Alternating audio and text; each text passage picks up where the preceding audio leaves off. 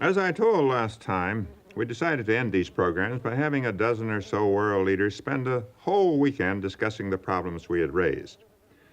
Our thought was to invite people who had themselves shouldered great responsibility, mostly in politics, and who could talk about it.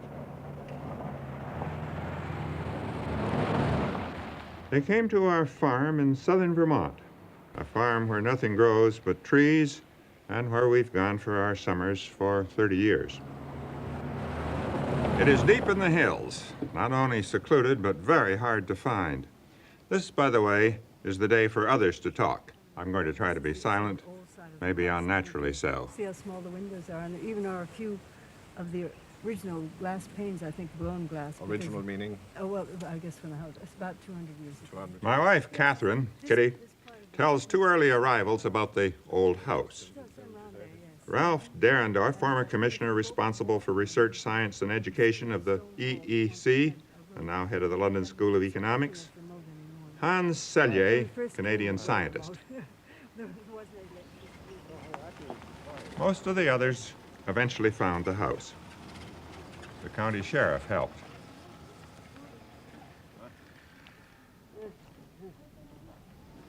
Former British Prime Minister Edward Heath. I first met him years ago when he was lecturing at Harvard. Well, I'm sorry. More fitted to their occupants. Humble, simple types. Isn't it wonderful up here? Well, Absolutely adorable. welcome. Thank you very much. You slept well? Very, very well. Caught up on. Are you subject to jet lag or? Not all that much, because I try to arrange it sensibly coming across, and I get some sleep coming over. Don't drink a lot of alcohol, and eat very little. And I find it's much easier to adjust. I do all those things and I still can't adjust. My psyche is still right. Shirley Williams, British cabinet minister. Shirley Williams was a guest staying at the house.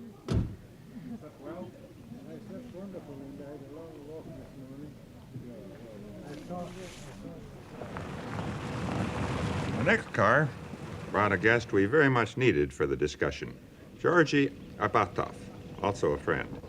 He is a member of the Soviet Parliament, member of the Soviet Academy, and a senior advisor to Mr. Brezhnev on American affairs.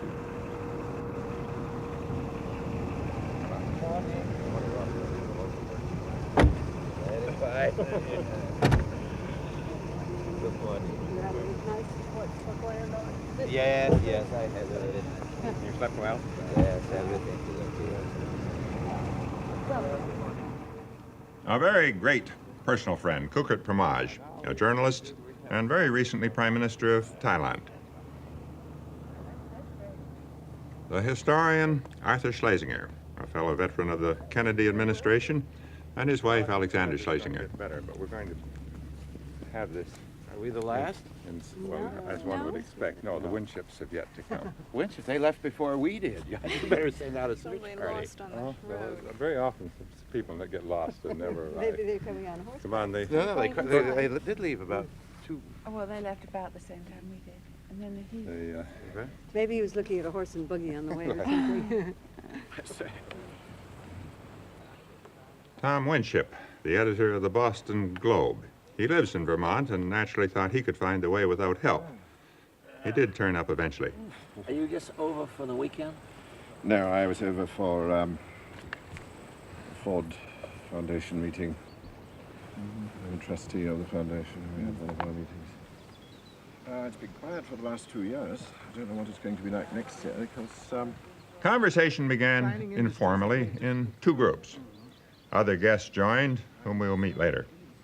The cameras moved from one group to the other, and as often in discussion, you will hear first not a connected interchange, but a series of points, statements of faith. Ralph Derendorf begins. I would assume that economic performance and individual income in Britain will continue to be significantly lower than economic performance and individual income in Germany. And I would assume that there are a few intermediate stages that perhaps one or two countries will move from one level to the other, but there are going to be different levels. And I really believe, that these different levels are bearable if there are compensating social factors. And I would almost assume, sounds a terrible thing to say, for a German who lives in Britain, that the British version of somewhat lower economic performance and individual income, but a higher social equilibrium, as you called it, may well be preferable. What Ted was saying, what Jack was saying, and that is that, and I think what we are looking at really in the Western world is the gradual constraining and finally narrowing down of competition to the point where we can't talk anymore about living with competitive markets because we haven't got them.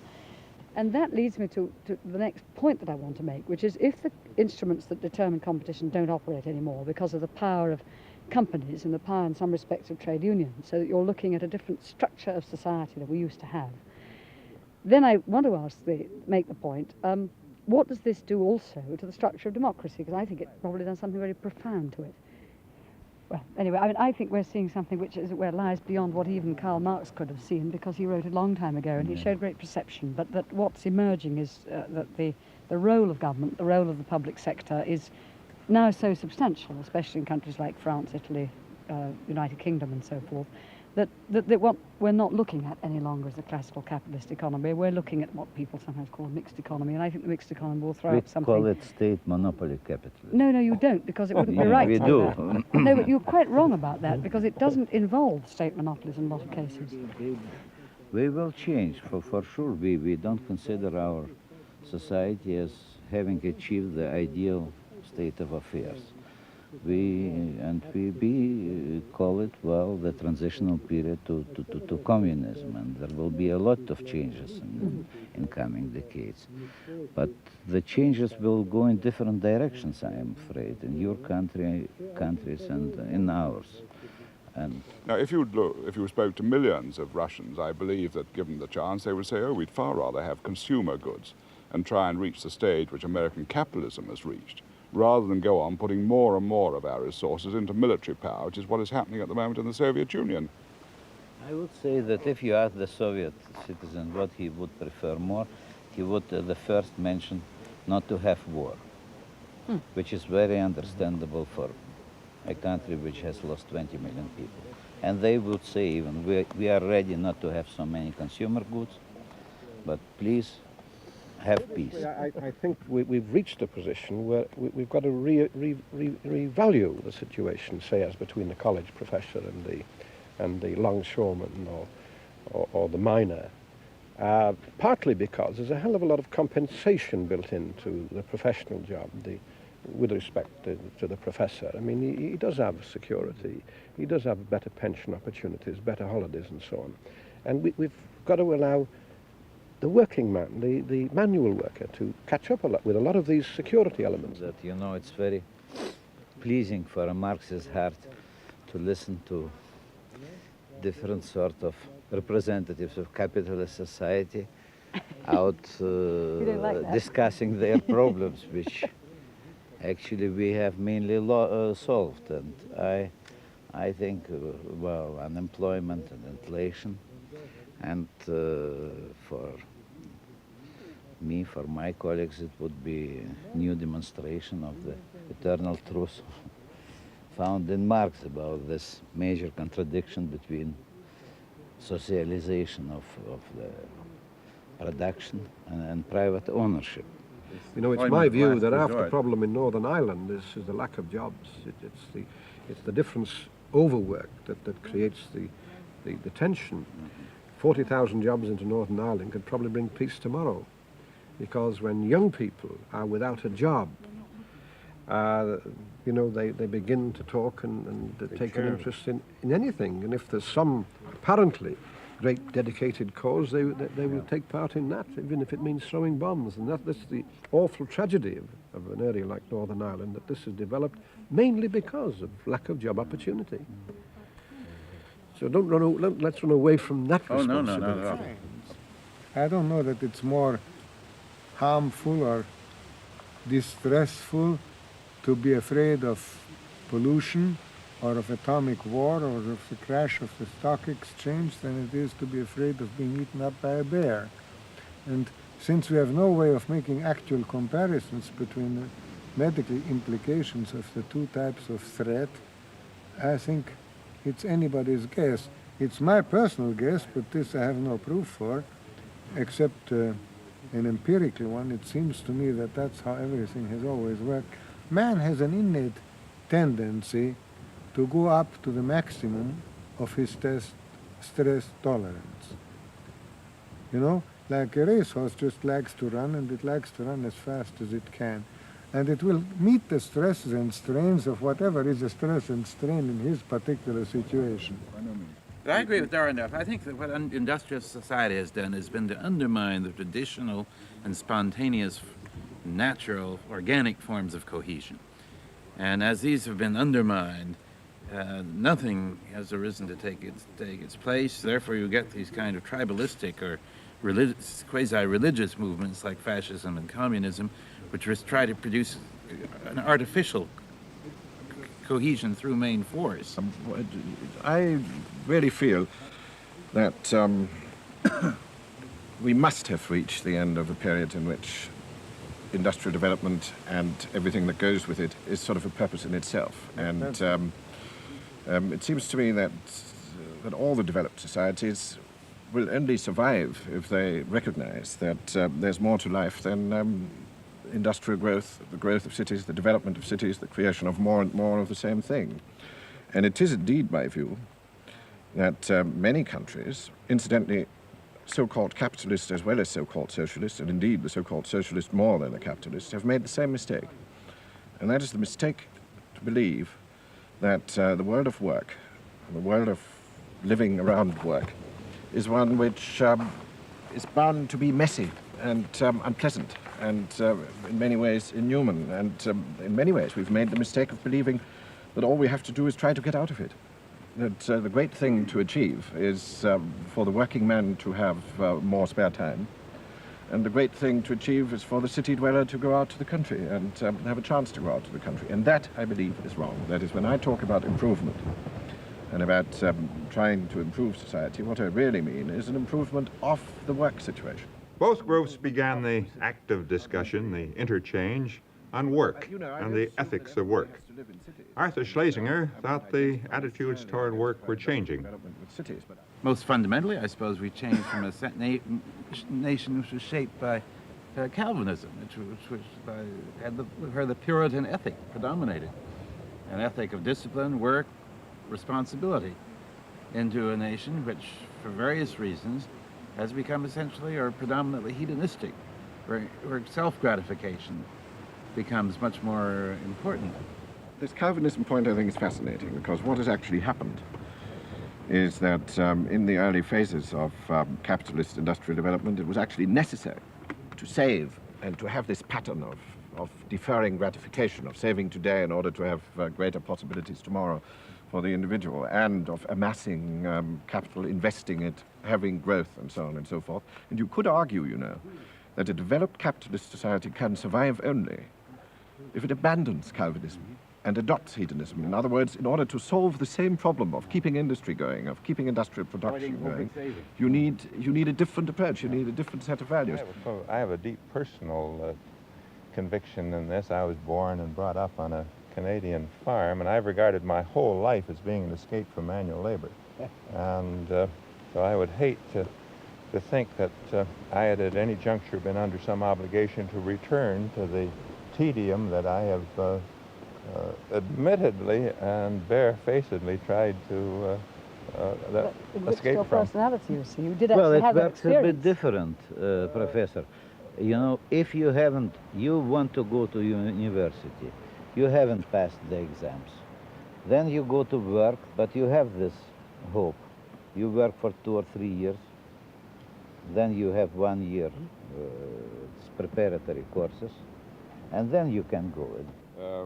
What Kenneth is saying is that from his point of view at any rate, if you're working on a shop floor on a production line, it's a very dull, boring business, and it's got no ennobling effect. Now surely this goes to the root of our industrial society today. If it is a dull, boring business, and I don't really think it requires very much imagination from the outside to see that that is so, then what in fact you do about it? Because to be doing that for 8 hours a day, 5 days a week, year after year, and know it's going on for the rest of your life, and that in all probability you'll have reached the top of the acknowledged wage scale, probably by the time you're, what, 25, 28, something like that? Oh, earlier. Earlier. You could And reach it therefore, at 18 even. for the rest of your life, you're on that spot, in that groove. That really is the cause of the frustration, surely, in modern industrial society. And what do you do about it, and how do you tackle it? And I think all too little has really been done on this aspect of it. Well, I'm sure work is not boring for 99% of the people. It may be boring for something like 30 or 35% of the people. That's the order of magnitude I would think of.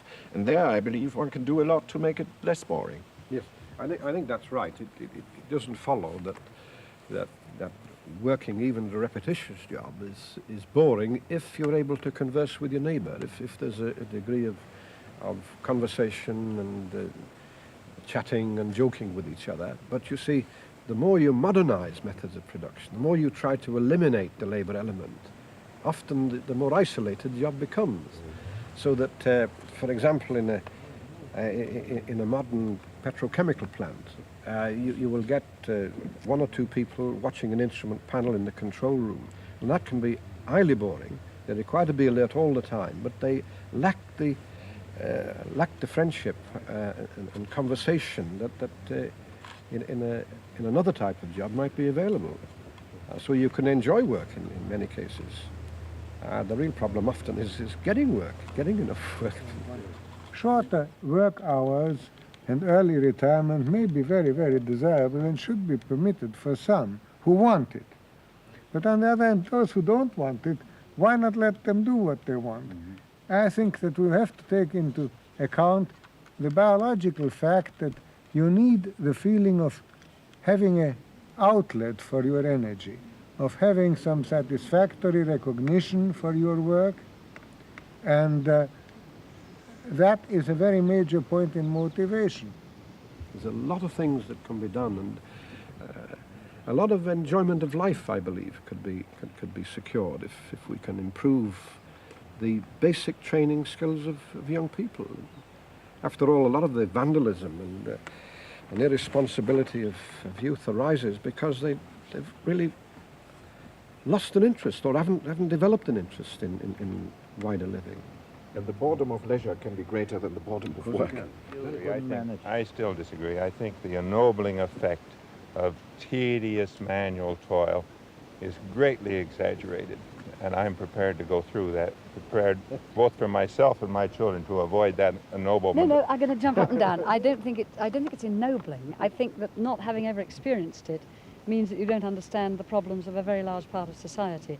And the reason why I think it's important to link the grant to it, I mean, I wouldn't stop people paying their own way, but if you're going to give a grant to people to go to university, I think it's a perfectly fair condition to say that they ought to have spent some time in the world outside the straight academic world, because the sequence of school, teacher training college, school, which is very, very common in all our countries, I think is a wholly bad sequence. I don't think people know what they're teaching. Well, I think that the role of formal education in shaping people in society has been much exaggerated. And I think that this altogether too much has been saddled on the schools.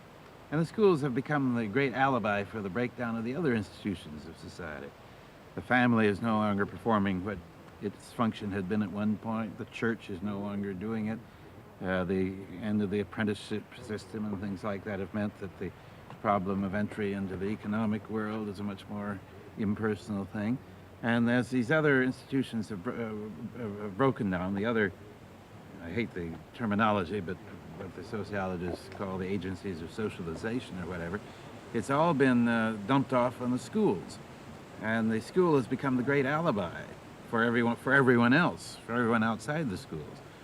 Everyone else? As all the people who aren't teachers and students.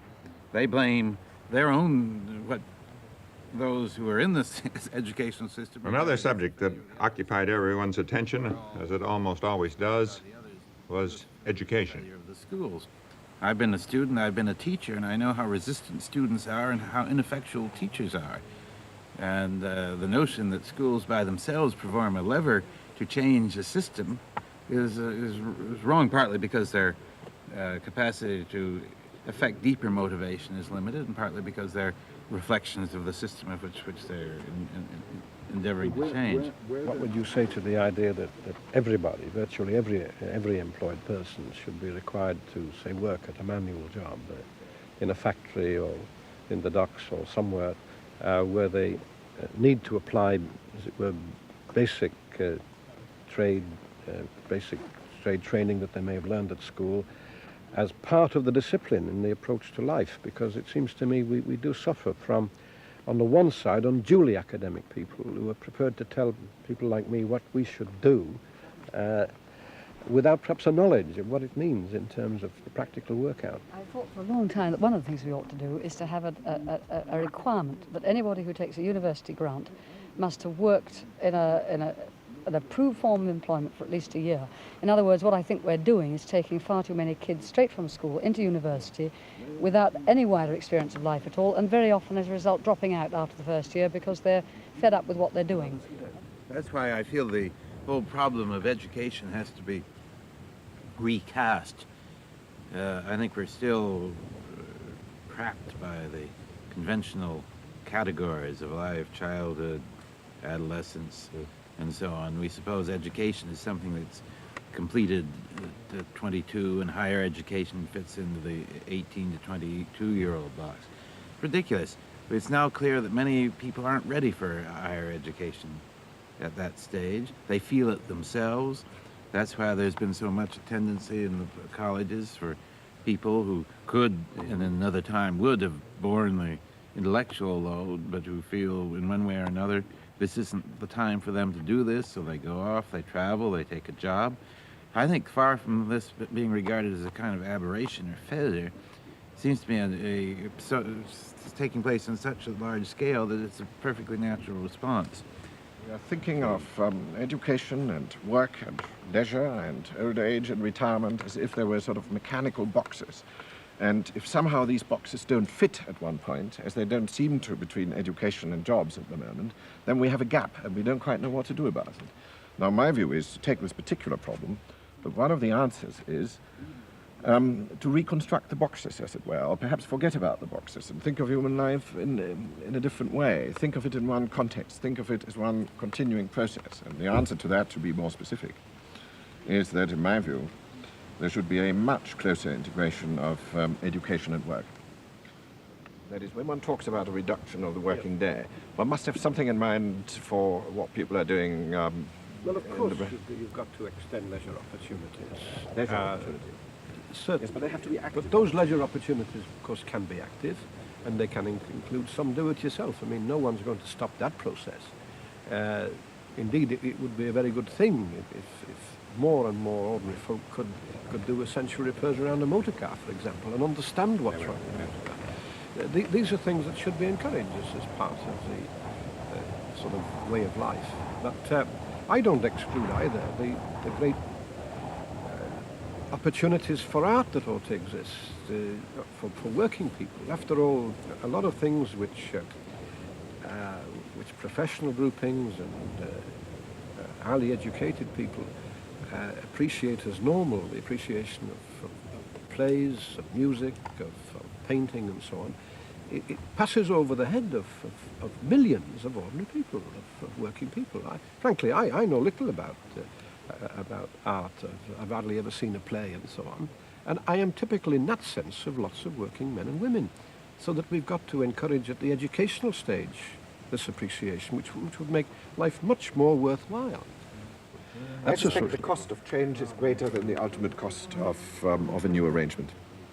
It is the changeover which is generally costly. I mean, that is one of the great experiences, certainly in my life, that even reforms which are designed ultimately to get more out of every pound or every dollar are expensive in the first place. When you do it, when you change educational institutions, when you make different arrangements on jobs, when you change the system of pensions, that is actually costly and requires a relatively favorable period of economic development. It's quite incredible. They want to take good and bad alike. They don't discriminate in the least. As always, the discussion ends with economics, or at any rate with money. And in the case of Edward Heath, with nationalized industry. Why don't you follow our policy of doing it in secret? We've just nationalized all the Eastern railroads in secret. I know you have, yes. That makes your point, doesn't it? And They're driven to resort to septuagenarians to try and run these things, retired professors. They're bailing their capitalists out. It's still the same thing.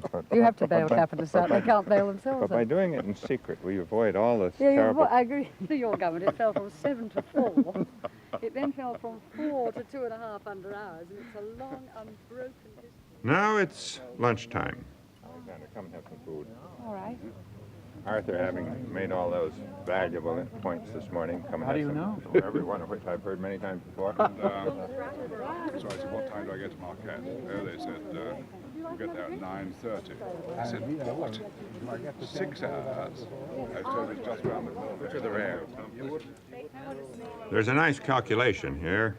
Enough food to stop hunger, but not so much as to send everyone off to sleep. The rarest. A lot.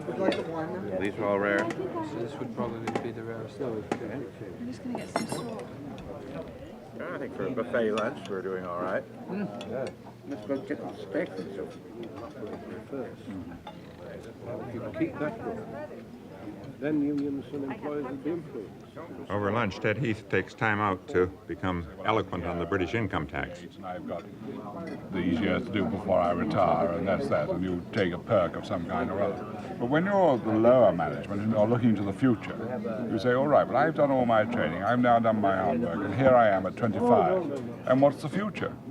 And the future is that I pay 83% as a minimum of everything I earn.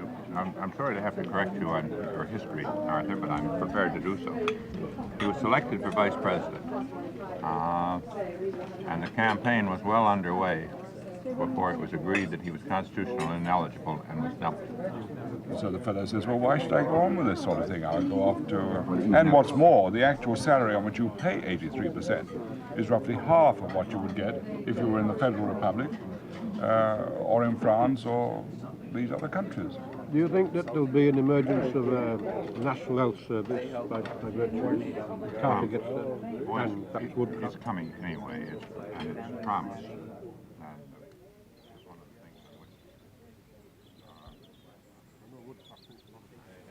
At lunch, our guests decided to amalgamate the two seminars, have general conversation. One talks less, but misses less. looks as though we're losing the sunshine. It depends where you look. Come on, everybody. Let's go right over there. I don't know. Looking over here. I have induced. I think it would, yeah. So, That would fall.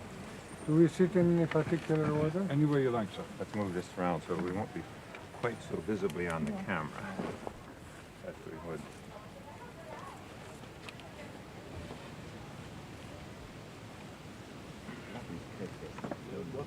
I want a comfortable chair. the first topic was the developing countries, the third world. I'd asked Georgy Abatov of Russia to start this discussion. In general, I think the problem is there, and the problem has to be solved in coming decade at least. Otherwise, it will become a very acute and very serious problem. And I think how the so-called rich countries, advanced countries can help it. I have told about it. The first service would be to end the Cold War and attempt to use these countries for Cold War purposes. Then not to involve them in arms race and in the conflicts which we have in different parts of the globe. And I think also the solution of some problems, you know, well, we have unsolved problems which are very dangerous in South Africa, some other places. I think that it was not yet really worked out by economists, by scholars in general, and by governments. The whole big subject of most effective way of assistance. There are different opinions, but of course education of specialists go with it. But all of it must coincide with internal changes in former colonial countries, with creation of of such economic climate and social climate which will be really favorable to rapid economic development of these parts. I think the whole of this discussion so far has been out of date and completely unrealistic. Bears no relationship to the modern world at all. The plain fact is that the Soviet Union has done almost nothing to help any developing country in the past 2 decades, unless it was putting in force. Its contribution towards the third world has been minimum, unless it was putting in force which it thought would change the regime to its own purposes. Now, when you come to look at the question of the third world, and you talk about the rich world, which is the rich world today? The rich world today is the oil-producing countries. That's the rich world, not Britain, not the rest of Western Europe, which has got large trade deficits. The rich world is the oil-producing world, which has got enormous surpluses, and which first of all doesn't know what to do with its surpluses, and secondly, if shown, is very unwilling to use them to any constructive purpose with the rest of its third world brethren. Then you come to this very, in a way, much more controversial political question about the help which you give to individual countries. I think it goes beyond ordinary human forbearance to say, all right, well, we will help such and such a country. And when they appear at the United Nations in a discussion, they kick us in the teeth.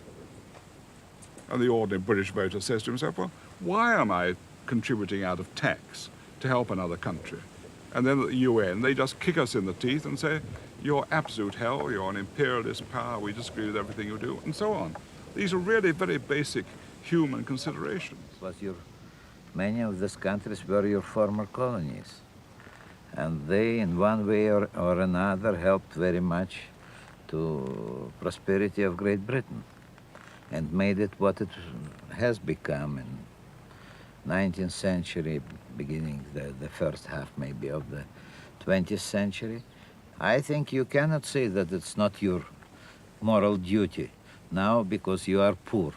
This is also very relative. You know, if the Americans, comprising 6% of the world population, consume 40% of world resources and feel themselves poor, it's another kind of being poor than these other countries.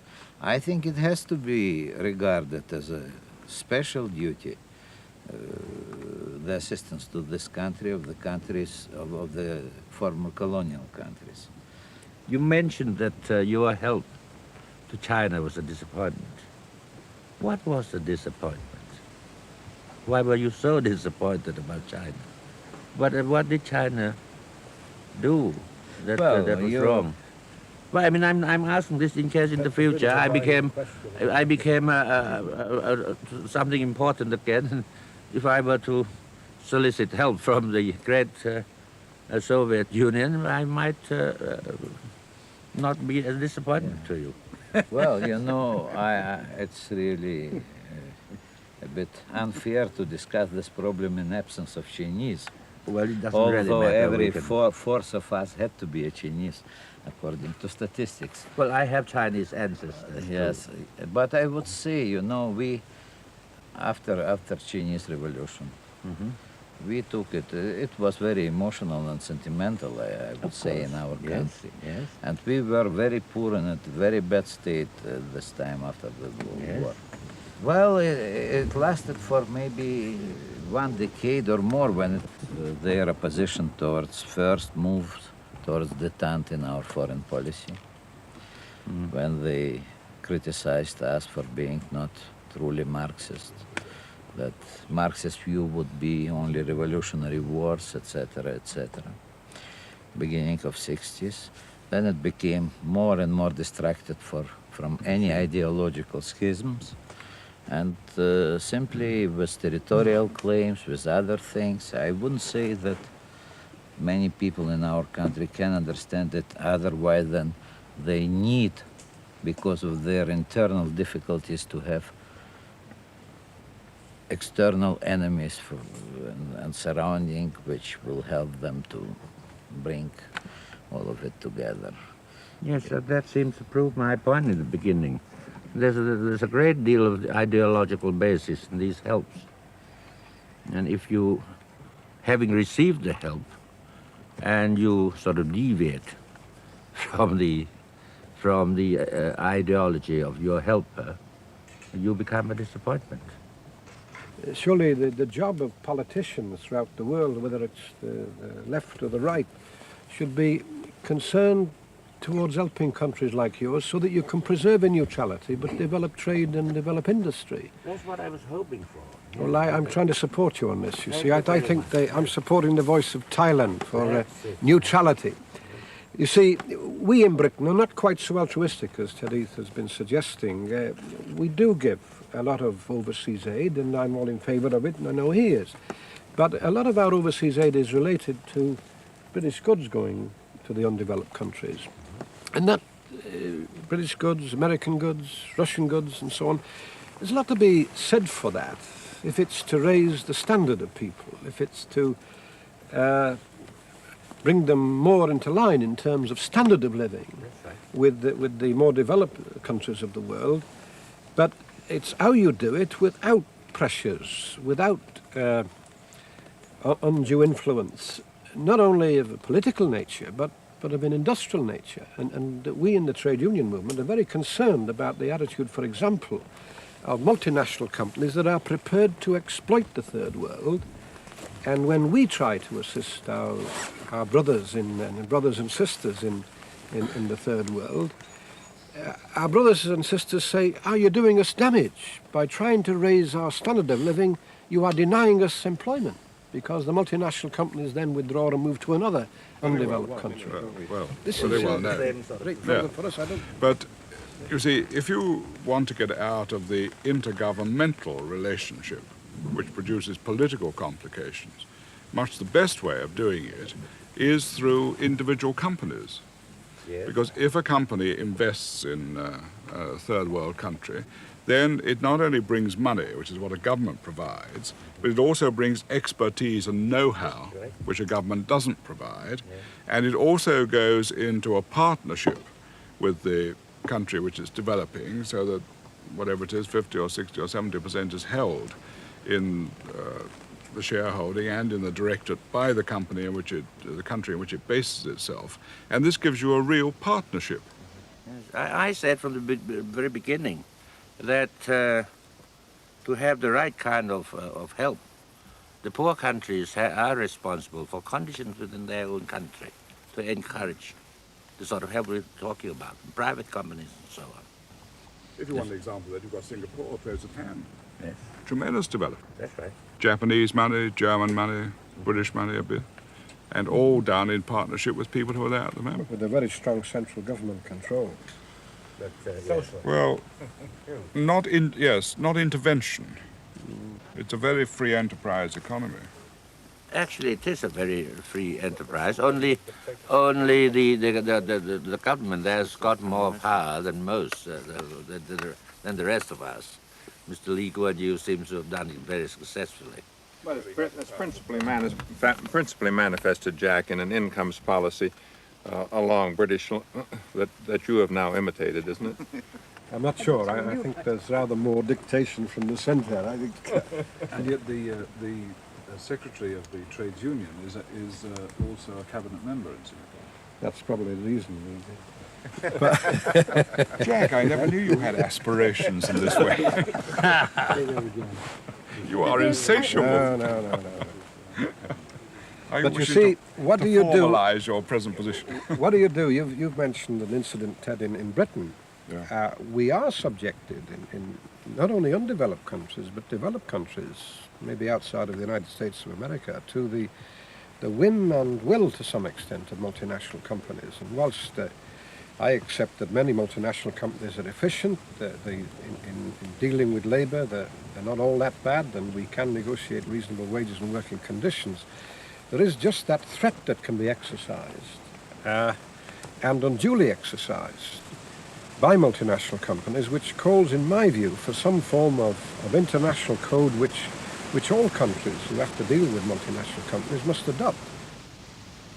Is it preferable that there should be this mechanism for aid, which which is divorced from ideology. Oh yes, I'm in favour of that. That's what I hope we might be able to discuss. That's the big question, if I may say so, because, and this is where I think I disagree very much with Ted Heath. If you look at the history of United Fruit Company in Guatemala, this isn't the history of a company without ideology. It's the history of a company with an acute ideology, which then plays very heavily on the weakness of the government to get its own ends. And if the company which is providing the investment is more powerful than the government of the country which it's coming into, and we took the case of Singapore where the government is probably more powerful, that's certainly not generally true, then you get a travesty of aid. And until we can move to the concept of some redistribution of income internationally as one of the goals of the international community, we will go on living in a world of Victorian charity, which is what aid essentially is. And that's why I think that even the kind of a penny in the pound, a penny in the dollar concept of international levies on nations, not as an act of charity but as an obligation, would be at least the very beginning of the move towards what we need to see in relation to the third world, as much as what we've seen in relationship to separate nation states. How could this be achieved, though? I mean... Well, I think this is a very painful way, but an inevitable one. And the first experience we had here, it was with new prices on oil. Yes, that's right, absolutely right. Because that was done by force. this goes about resources and prices, and many things which were produced in these poor countries were underpriced, and from rich countries were overpriced. And this, of course, is a very painful process for many countries, but it has begun, and I think it won't stop at oil. It will be true also for many other. It's difficult getting agreement about this. Look, you see, to come back to Shirley's point, what are we really saying? What we're saying is we're asking citizens of Britain or America or Western Europe to accept a reduction in their standard of living in order to contribute to that of other people. But I think that in some ways Mr. Arbutoff has answered that, because what he's really said is, and I think it's terribly significant, if you don't create a different structure, you will end up with, in effect, a collective bargaining situation in which the third world will force upon the first and second worlds its own requirements. Because in the end, the oil lesson is going to be learned, it seems to me, much more widely than by the oil producers. The most powerful argument is power. Yes, I mean, let's be just a little sceptical about this. It has happened with OPEC. And of course, when we produce oil, we become a member of OPEC, and then we shall have a very considerable influence in all these matters. But I mean, is this really going to be Gaddafi of England? Is this really? Well, then we should be moving people with wealth. I mean, is this really going to happen over copper? Is it really going to happen over aluminium? Is it really going to happen over tin? Is it really going to happen over wool? It could, you know. It could, but is it really, in fact, going to happen? It's a beginning movement with copper. I tend to agree with Mr. Heath that the discussion is really out of date. We're talking about things that happened in the 50s, 40s and 50s. I don't think we need the sort of help from the so-called rich country at the sacrifice of the welfare of the people in the rich country. We need the kind of help we need, I repeat again, is investment in our country to the mutual benefit on equitable sort of basis. I would like to point out the case between Japan and my country. We both have problems. Our problem is unemployment, though our wages are rather low. And their problem is high wages and cost. So they can't afford to produce the usual sort of cheap things that they produced before. They transfer the production of those things to our country where labor is cheap. We don't mind that at all because that created employment. But there is this. The profit center of the whole venture was in Tokyo and not halfway between Bangkok and Tokyo. That's the sort of thing that usually happens. And if that could be corrected, And then we're quite happy, we're quite satisfied.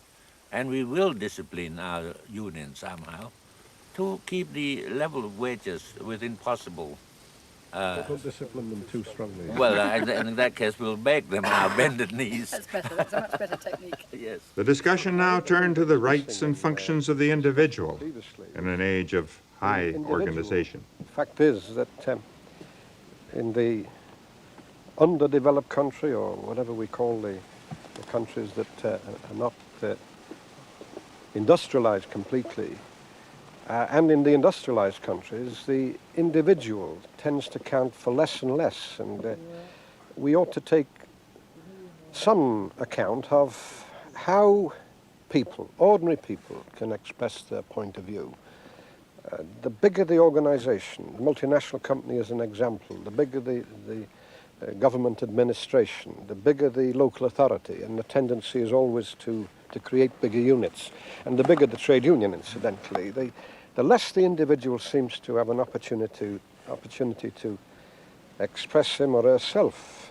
And without question, it seems to me that anyone looking at the world around us who wants to see change must find ways and means of pressing for greater opportunities for people, whether it's in industry or in society, to have a say in decision-making, influencing decision-making. In a way, this is what trade unions are about, or what they should be about. But in so many countries and in so many trade unions, the leadership tends to dominate and the membership have little effective say. But nevertheless, the opportunity is there. Well, I don't know, a couple of things about that, really. I think that, and I agree very much with Jack about the question of the individual being involved in participating in society. I think the problem is that we've got to get from the situation where the individual sees his role as being one of protesting to the state, in other words, saying to the state, this is what you should do, as distinct from sharing in the responsibility for decisions. And that's, as I understand it, what industrial democracy is about.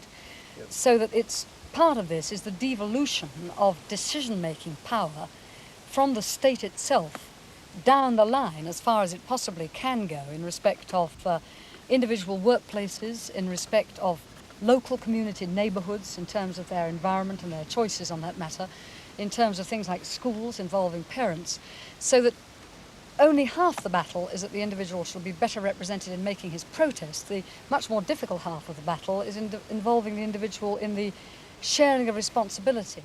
So I go with Jack on participation, but I think the much more difficult stage is the stage of shared responsibility. Can I add another difficulty before we go on participation? We've been talking about underdeveloped or developing countries before and some of the world problems. I think we should be quite clear in our minds that we cannot solve all problems by participation. And that indeed there's a great danger that people who have a chance to participate delude themselves about the influence they have. We have problems of an international monetary system, and we won't solve them by participation, and yet they have to be solved. We have problems of the control of nuclear developments. We won't solve them by participation, and yet they have to be solved. We have problems of development in many parts of the world, and we won't solve them by participation, by industrial democracy, or any other kind of participatory system. Yeah, but I think it's quite to be separated from the people. The people's future and welfare is affected by decisions about all these things. I agree with you, and yet I cannot think of a system which, by immediate participation of all citizens, helps us to solve these problems. And that, I think, is quite a dilemma in which we are. And I think that, therefore, we have to think of other checks and balances for some of the great international decisions. That is, don't let us use participation as an alibi for those who continue to take the great decisions without having to ask anybody. That's the point I was really trying to make. If you take the big issues which Jack has been mentioning, I mean, what has gone wrong with the proper means of dealing with those, which are the political institutions? I mean, these are political questions. Nuclear defense is a political question. The question of aid to the developing world and the other points you've mentioned. These are political questions, and we have political institutions to deal with them. In our country, well... National institutions. Yes, national institutions, the parliamentary institution. If you take it down locally, well, then we have constituencies, and within that you have wards and so on. Now, these are all the institutions. Well, then what has gone wrong with all of this?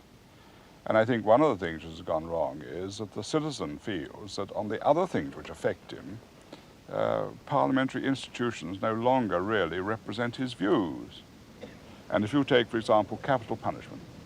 Now, here Parliament has repeatedly stood for the abolition of capital punishment. If you had a referendum in Britain at any time over the last 20 years, there would be an overwhelming majority for capital punishment. That is still the case today. And so you have this feeling amongst the citizens. The same applies to immigration. Of course, I suppose the question we're concerned with is the fate of the individual in the world of large organizations. I think it'd be a mistake to identify those organizations with a particular economic system or whatever.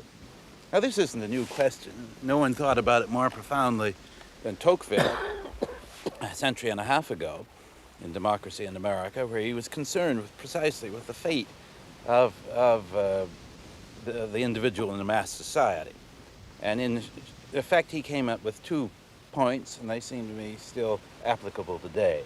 And the first is the absolute importance of political freedom.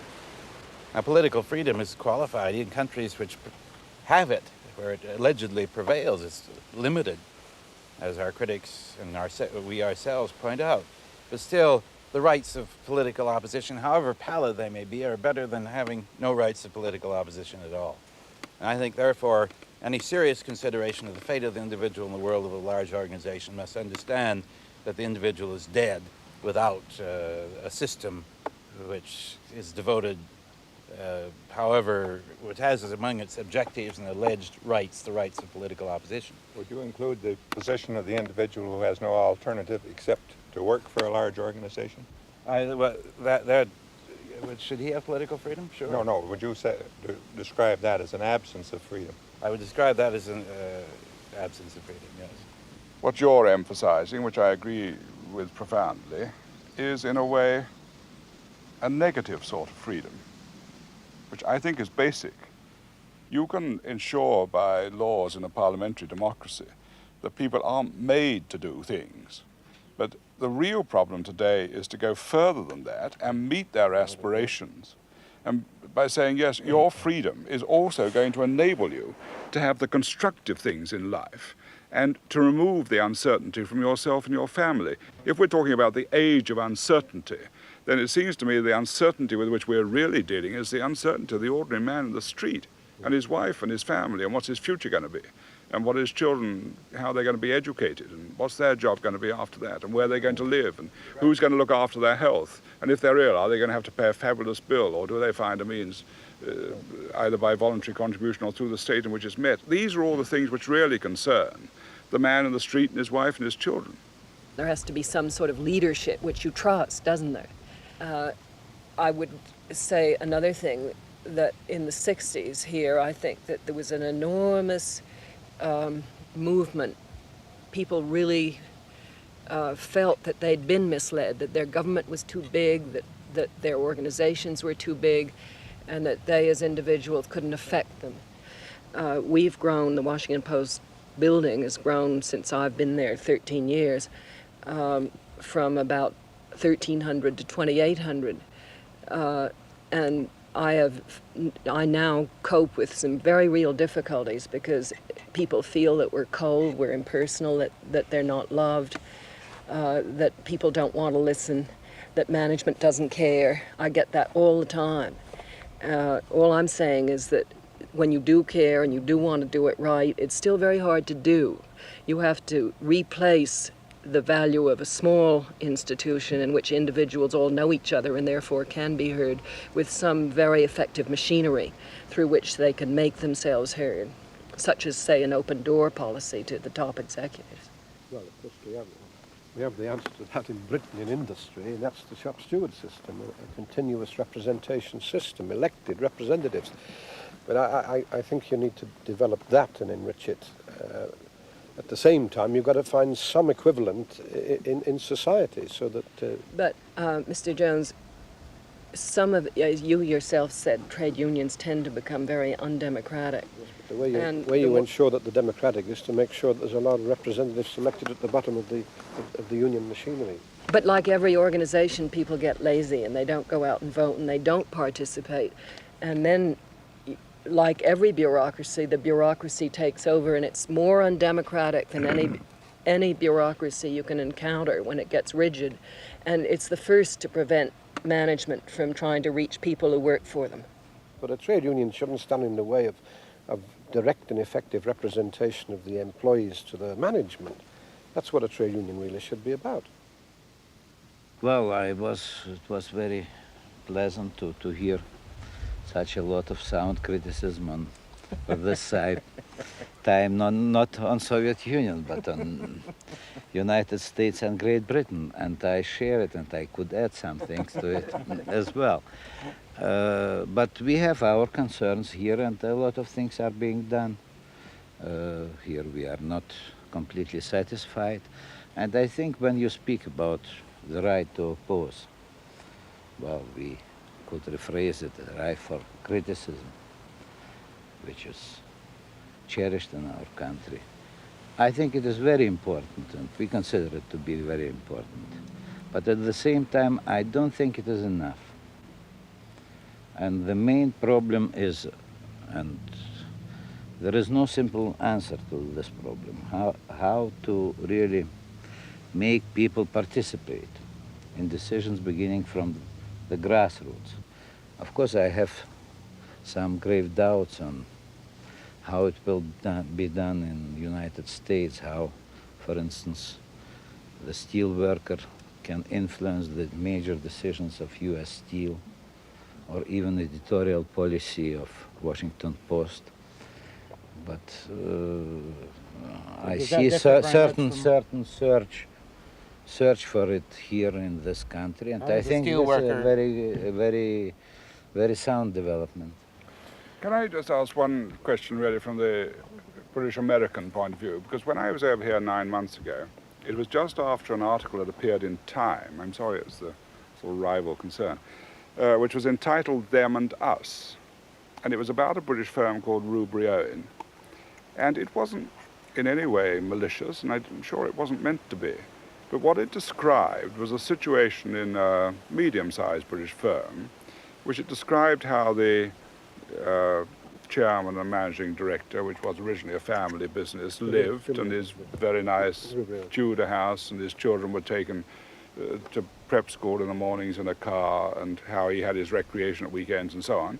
And then it described what happened with the senior shop steward in the factory, and how he lived in a small local authority house with no garden, and his 2 children went to the Victorian primary school, and he went off to the pub, and so on. Now, everywhere I went in the States, whether it was in Wall Street, whether I was a visiting fellow of Yale at the time, the students there talked to me about it. On the West Coast, they talked to me about it, and everybody said, but how can you run a country if you have this situation of them and us? Now, is it true to say that in the United States you don't have a situation of them and us? There's them and us in the United States, but it's much easier for them to become us, or whatever. I mean, in other words, matters of birth, accent, all that kind of thing are far less decisive, or at least perceived as far less decisive. And therefore peanut farmers become presidents, and we have a hell of a lot better mythology than you.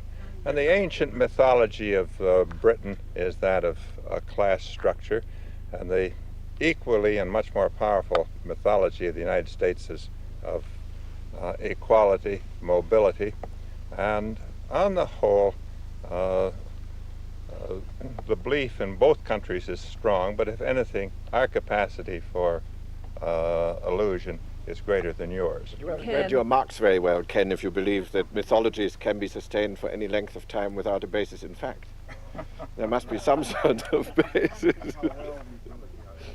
Well, there's a little mythology everywhere, and I certainly wouldn't deny the that. important thing about this discussion is that it seems to me we all recognize that there is a problem of ensuring that the ordinary factory hand, and whether it's a man or a woman, and the person in the street should have a say. We should encourage this participation. It's how you do it.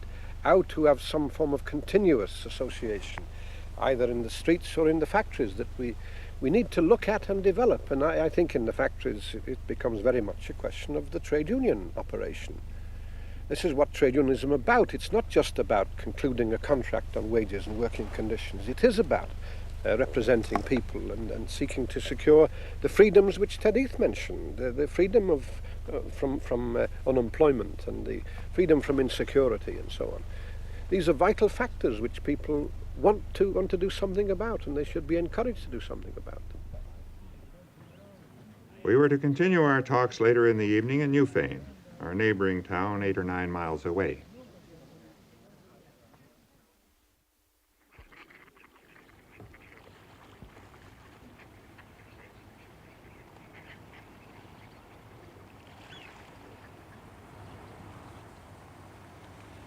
Newfane is the prettiest village in New England, which means the United States. It has also 2 superb inns where most of our guests were housed. Never before had it had such a concentration of cabinet ministers and former prime ministers, and in the finest Vermont tradition, no one paid any particular attention.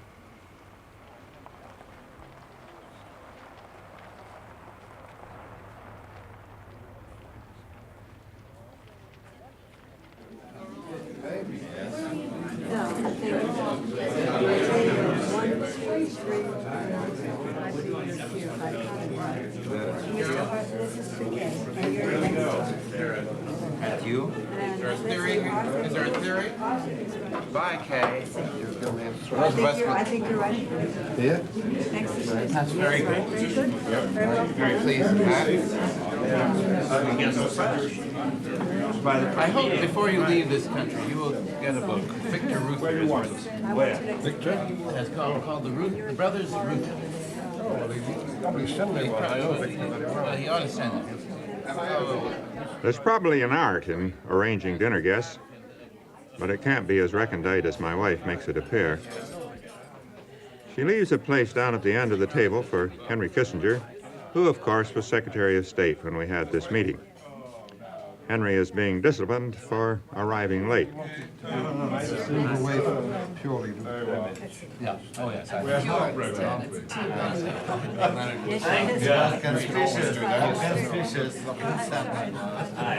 I think it was not. Our guests started on the topics we've been discussing during the afternoon. Our leader is about to get up and look at it like the man. Well, I not only remember the discussion, but I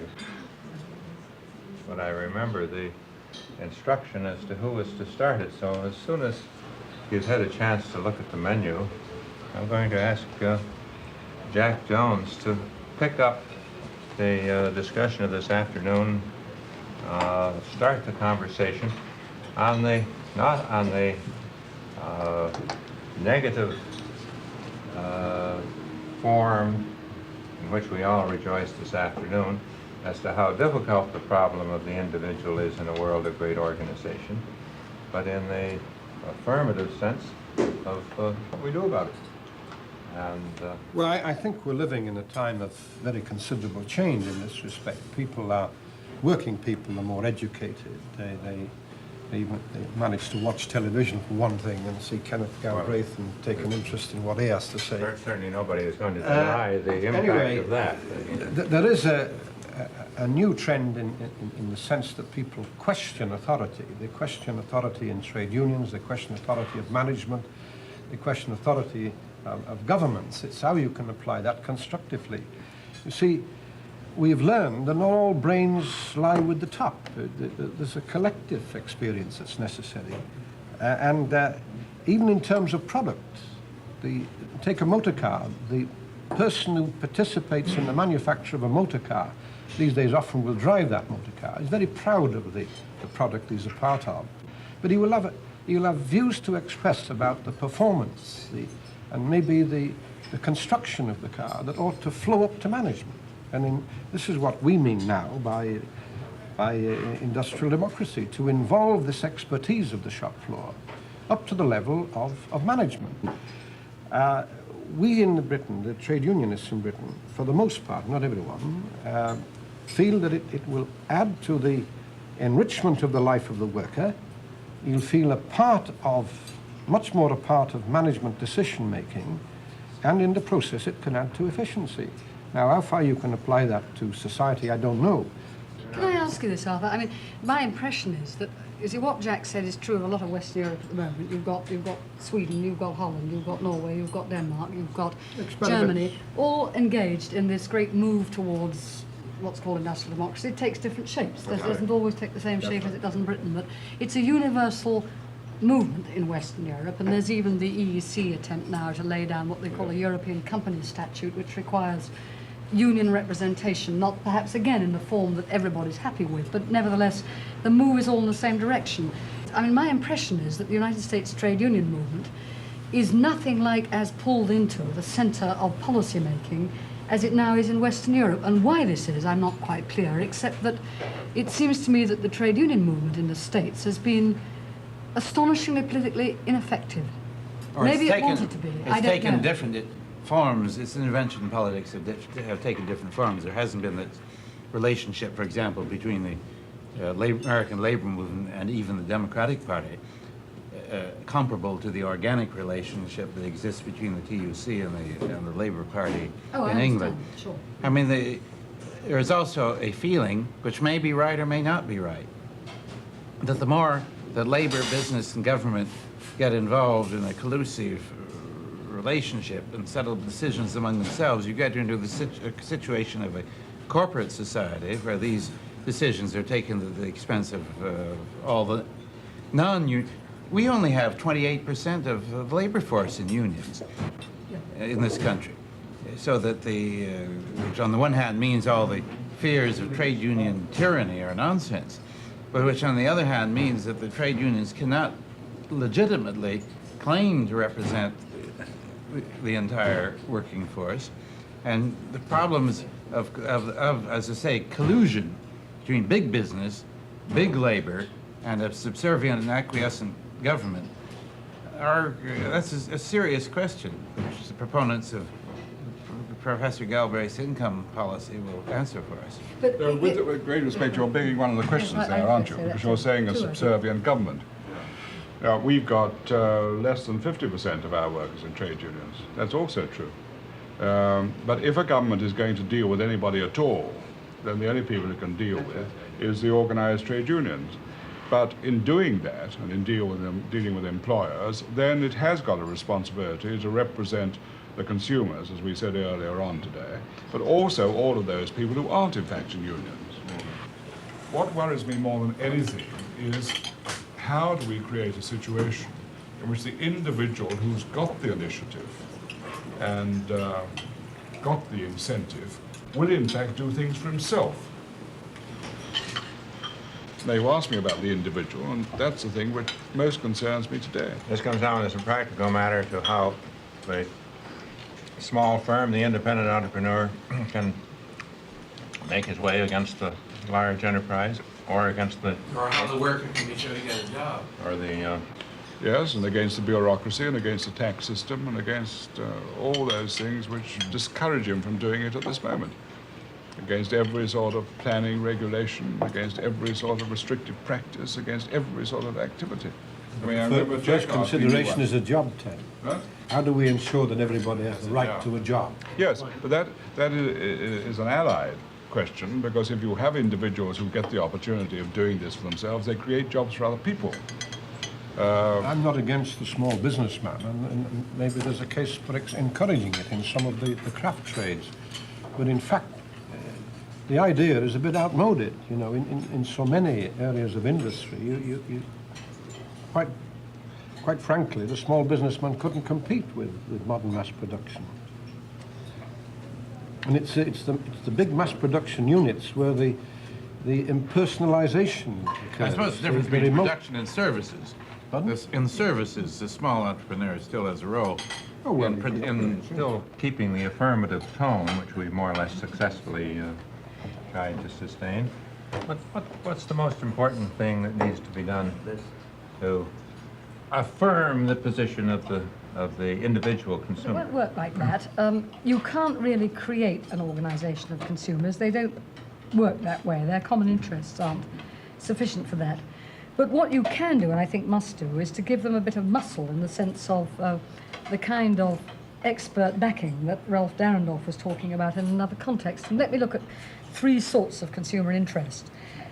One sort is the straight desire not to be exploited. In other words, not to have a situation in which you could see the two sides of industry coming together and simply passing costs along to the consumer. And if the consumer is helpless, that situation can't be resisted.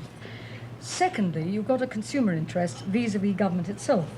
And government, whether it's, we were saying that this afternoon, whether it's central or local, has lengthened the lines of communication, in some cases beyond the point where it communicates at all, has lost touch to a very great extent with the man and woman in the street, and tends to work increasingly through layer after layer of bureaucracy to the point where its voice isn't even heard clearly by the people it's meant to be addressing. And I think that many of the mistakes that have been made, not least by architects and planners, would not have been made if there had been the kind of consultation with the human being at the end of the process that Jack Jones was talking about earlier in the case of industry, where he wants the worker in the plant to be consulted. And yet we haven't developed really any very effective techniques for doing this, except after the thing has happened. After it's happened, we deal with the protests. Before it's happened, we've got no effective machinery for trying to avoid the protest before it happens. And you asked me for a constructive view. Well, I'll give you two.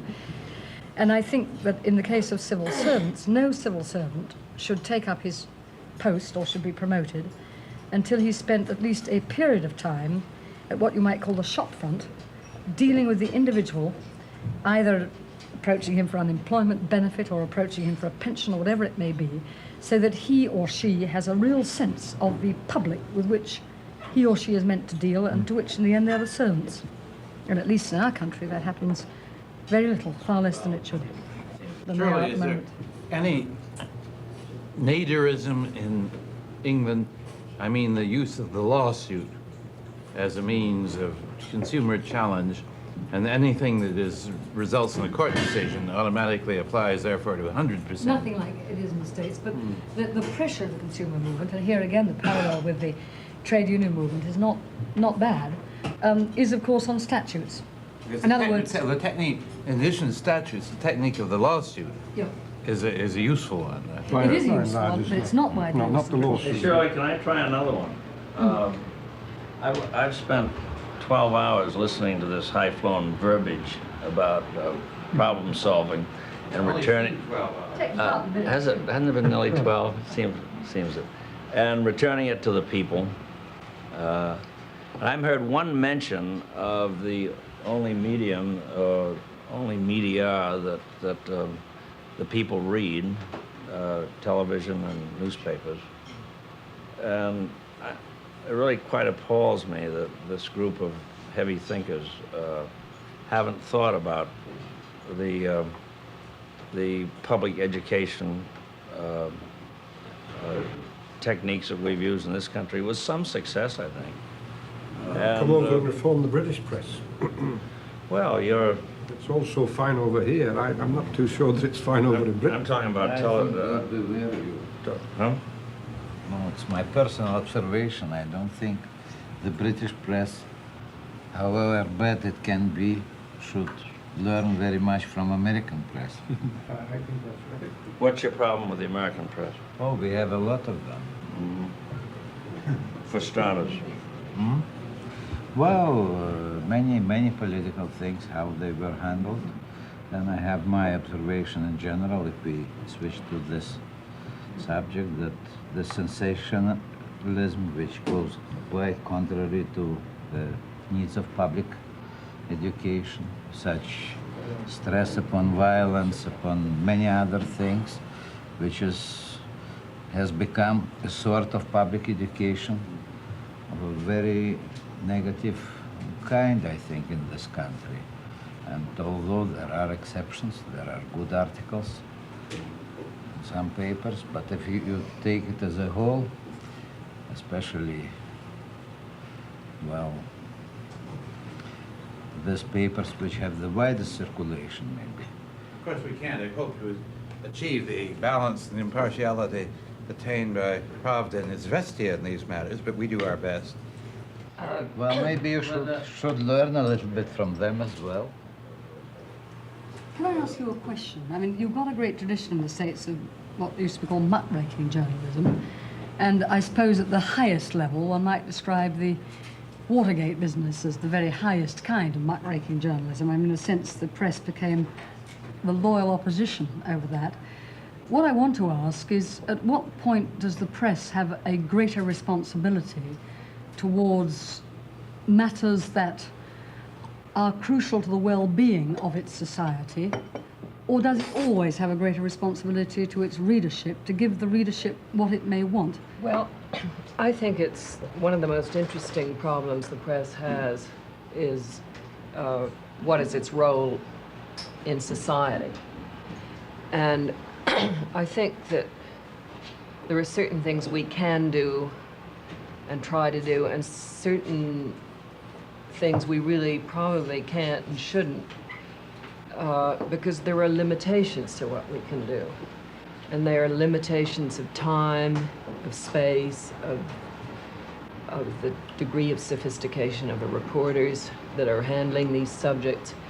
There are all sorts of constrictions. Walter Lippmann used a very good phrase once. He said, he was making the point that the press couldn't replace institutions, that its duty, that its obligation was to inform as best it could, and that by doing this, it was in effect what he called a restless searchlight in the dark, illuminating here and there. That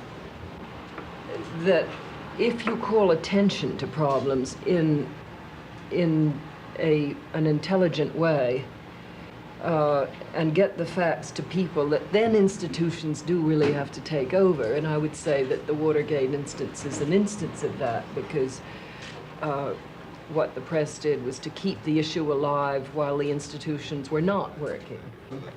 Nice to see you. Good to see you. Secretary Kissinger is arriving. Yes. You know, cook at Vermont. Nice to see you. No, we had Turn Williams, you know. Now this man, Ted. How nice to see you. Nice to see you. You know that. That's good. Audrey, come. Hello, hello. I know what it means. George Galbraith. Yes, nice to see you.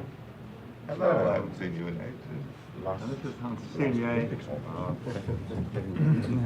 Yes, I've eaten them. You can now arrive clear. Well, Mr. Secretary, there's been a... Orientate towards the sun. We thought you would be lonesome if you didn't have some television cameras. And so you will not be lonesome. Now I'm going to turn it over to you, Ted. Whatever it may be. What are you turning over? I'm turning over to you now to shift the question of how does the press serve, help, hurt in informing on the complex and technical issues which have to do with, for example, a large issue like your entry into the common market. The last time I spoke on this subject, Kay Graham walked out. Henry, I hate to tell you, I don't even remember that. I think you made it up. You had a dinner party, but I didn't know you did. I think that we've been arguing about the press in various aspects and so on, and the media as well. I would have thought, broadly speaking, that on foreign policy, the press does a better job than it does on many other aspects of international life. Because in most countries, at any rate, there is still a general agreement between political parties that foreign affairs is something which ought to be kept out of the ordinary dogfight and ought to be dealt with on a rather higher level than most of the current discussion in the press or in Parliament. Now, of course, it can be that foreign policy does at times become so entangled in domestic affairs that it's very difficult for them to do this. But it does raise the basic question, well, is it a good thing to have the whole of foreign policy discussed in the press? I think it is a difficult issue, but I think that it has to be resolved in our country, which is really very unlike yours. We do not have a parliamentary democracy, and to some extent we don't have the questioning devices that exist in Parliament, or the royal commissions, or the devices you have to question the government, or in fact the ability to make the government fall if the people want to. So you have to start from the fact that we have a different problem. And in this country, for a long time, I think the press was not skeptical enough and did not report enough. And I certainly don't think that in the early days of Vietnam, enough people were reporting what was really going on in Vietnam. We were taking the official version of it much too literally. I think that when you say that there are government secrets, we all know there are, and I think that it is the view of the press in this country that it is up to the government to keep those secrets. But that once one of them leaks, that it really does much more harm than good to then say we want to get it back, and you all have to agree not to publish it. I know that the Official Secrets Act seems to work in England, but I feel that it would be very damaging here. I think that the government has great criticism in England and a review. I think the commitment to change. The government is putting in new proposals to change Yeah, it. but I'm the President from both points of view, that in fact the existing Act is not effective in dealing with breaches of security which matter. But from the point of view of the parliamentary system, you see, you have a security question. The Prime Minister can stand up and say, this matter has been raised, but I must assure the House that this is a matter of security. And the Parliament will not press the Prime Minister on that. And he will say, I'm perfectly prepared to tell the Leader of the Opposition in the usual way, under Privy Council oath, the whole of the facts about this. And the Leader of the Opposition comes along to his room directly after question time. He says, look, this is the whole situation. And then Parliament says this is a matter of national security, and we are not going to expose all of this in public. Now, take another example. Take Northern Ireland. I don't think many people in Britain are in doubt that a very large amount of the coverage given by television and by radio to the IRA in Northern Ireland has impeded to an enormous extent the ability of the forces to deal with the IRA. No doubt about it at all. And what that has meant is that a large number of civilian lives have been lost and forces' lives have been lost. Why should the television coverage have impeded? Because television takes the view that if they can get a secret interview, so-called secret interview, with the IRA in some back street in Belfast or Londonderry, then they do that. They will not reveal where the IRA are operating. And it gives the IRA the opportunity on television of putting across a speech. Television is, I mean, BBC is better intelligence service than British government? Well, to the extent that the IRA will send a message to the BBC saying, if you meet such a man in such a place, such a time, then you will be taken unbeknown and blindfolded to another place. And there we will give an interview on television or on radio. And the conditions are, of course, that you don't reveal this. In any case, you're blindfolded, you won't know where you're going.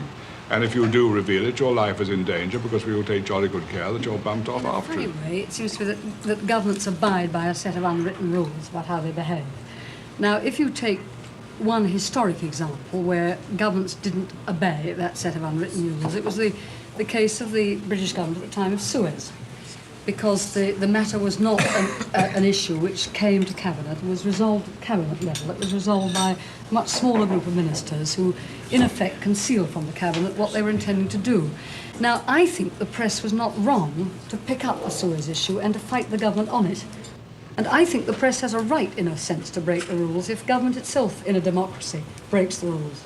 Yes, but if you go back to Suez, and you say the press broke the rules. The reason wasn't that they believed the cabinet hadn't been informed about the decisions. In actual fact, of course, the cabinet was fully informed about the decisions. Well, not at the beginning. The press took this view because they were against this particular venture. Well, this is also a point. When I get to Henry Kissinger, I want him to make the difference between what he would like to have now that he's in power, as distinct from 5 years hence when he's a Harvard professor again. It's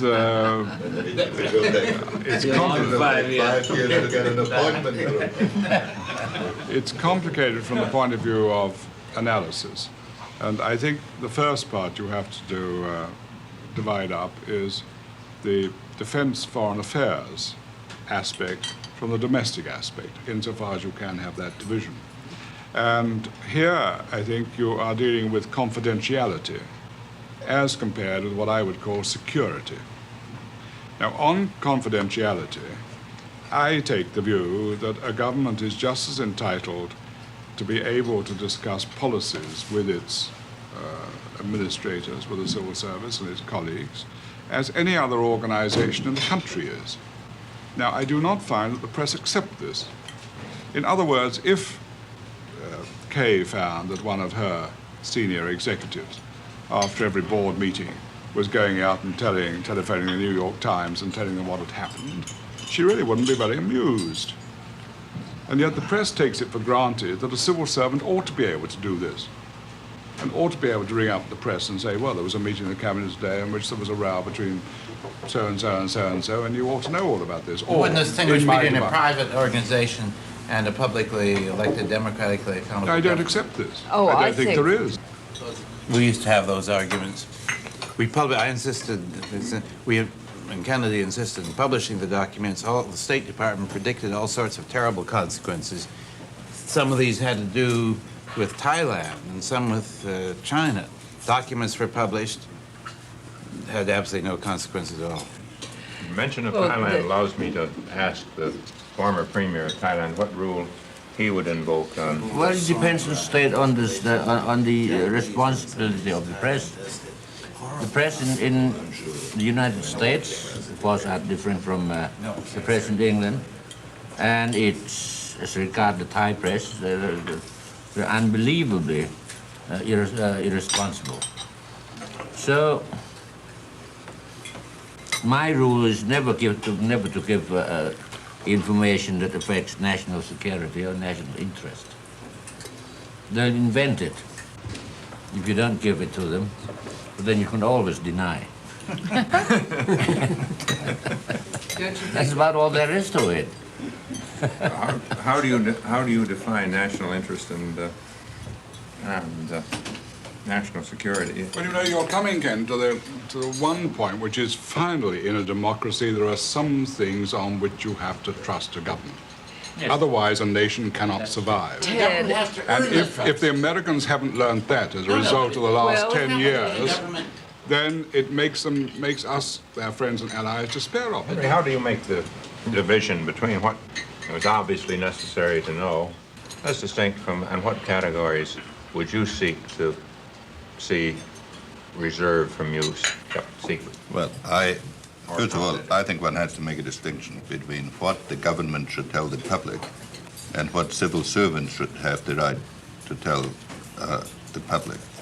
I believe that it is imperative for presidents or prime ministers and other leading cabinet members to give the public the fullest possible explanation of what they are doing. And to do it with revealing as many of the choices they think they have and the reasons why they have chosen as they have as possible. On the other hand, if every official believes that when he loses an internal argument, he can then peddle his paper to the newspapers, it has a disintegrating impact on the government. Now, I have sympathy for what Kay said, that it ought to be the government's responsibility to be able to keep it secret and not the newspapers. And how you bring about the degree of discipline, which I think is needed,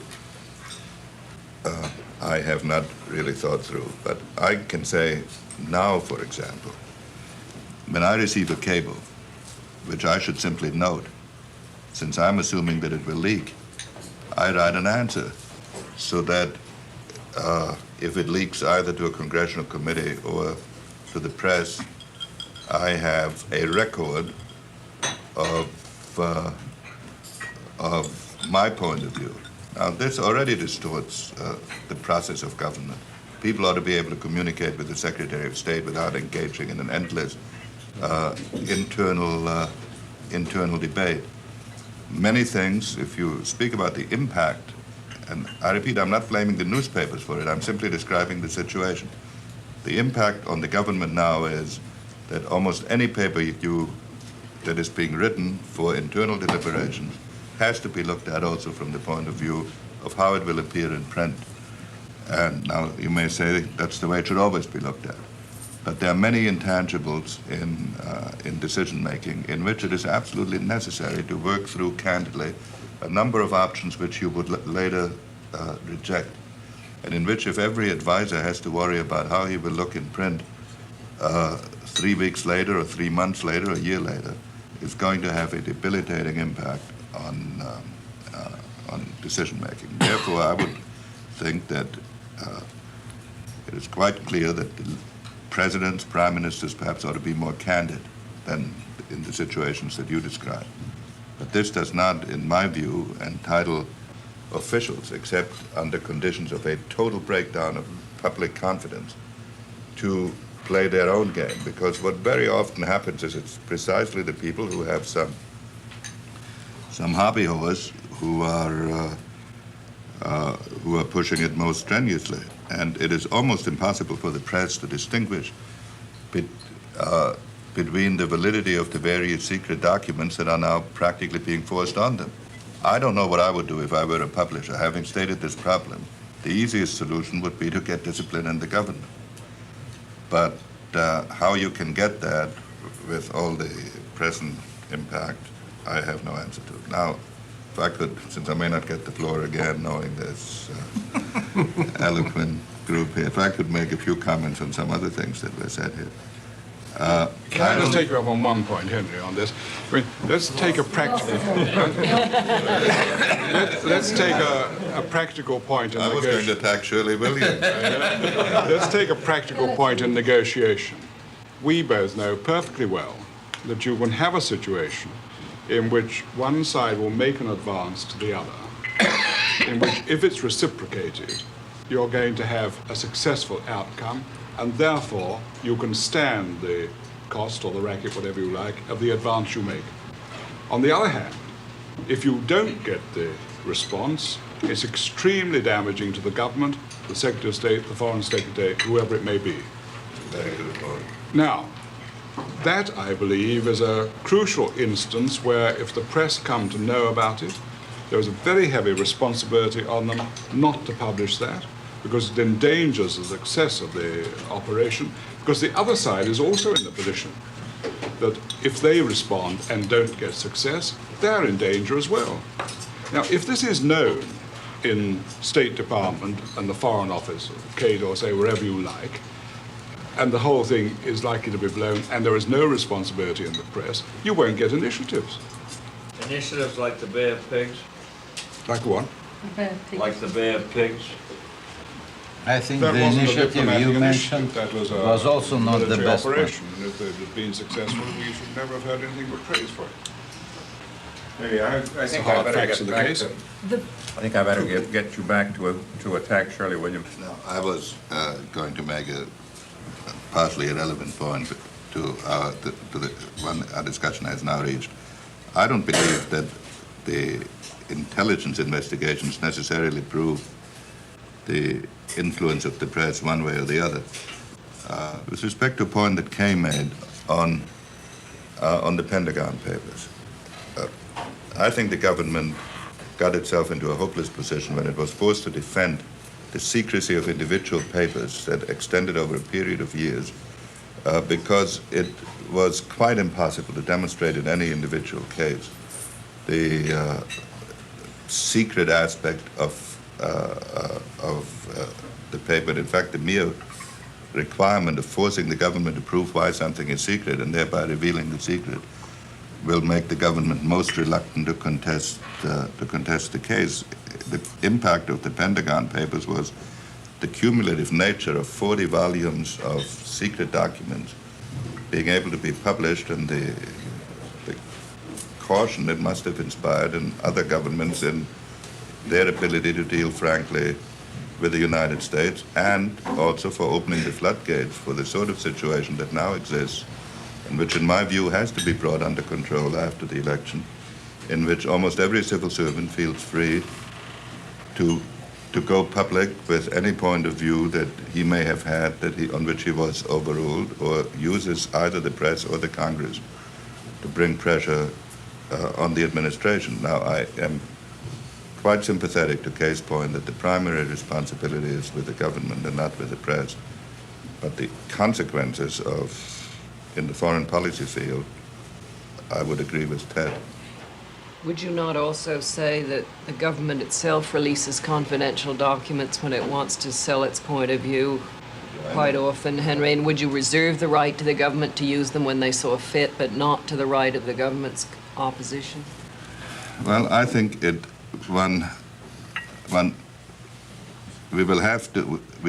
we should assume that the Watergate phenomenon is an exception and not the rule of government. One should assume that the government requires a minimum of trust. I can give, since this will not appear for several months. Last week we had a difficult situation in Lebanon in which we were trying to evacuate Americans, and in which their departure was delayed.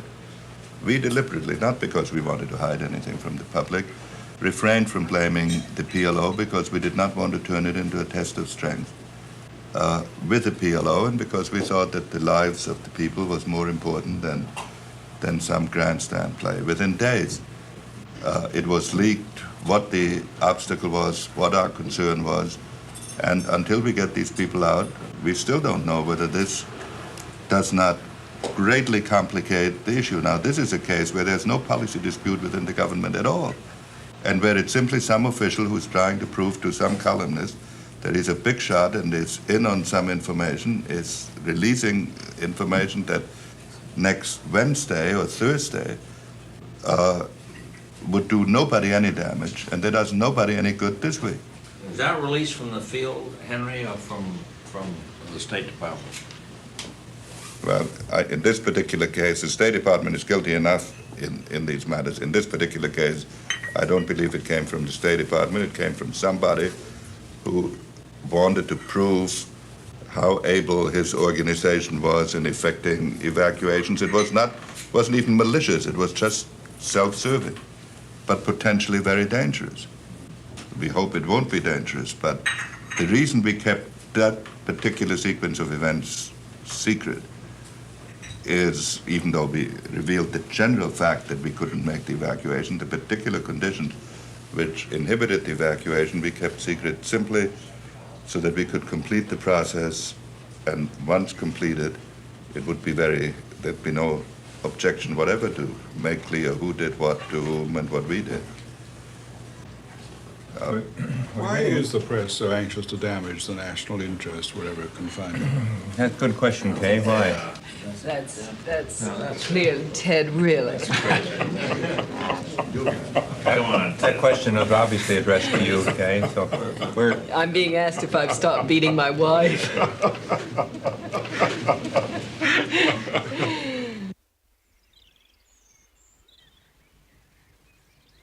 Sunday morning. Catherine Graham and Shirley Williams were staying with us up at the farmhouse.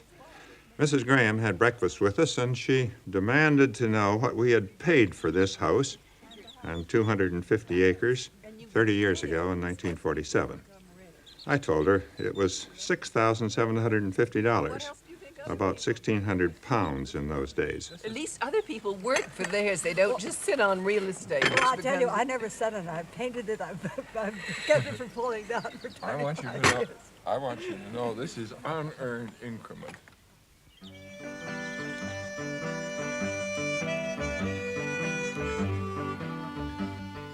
Shirley Williams was more energetic and took my daughter-in-law's horse out for a ride. The horse is a sprightly 15-year-old.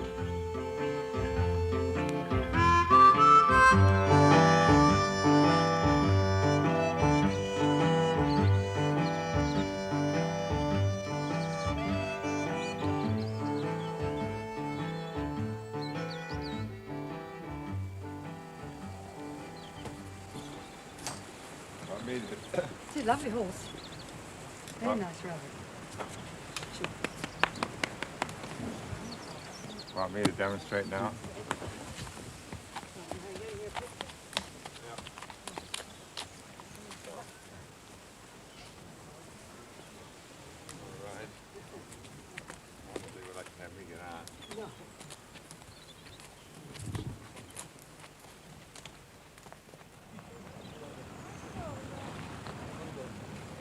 About 10 o'clock, the other guests began to arrive from the inns at Newfane.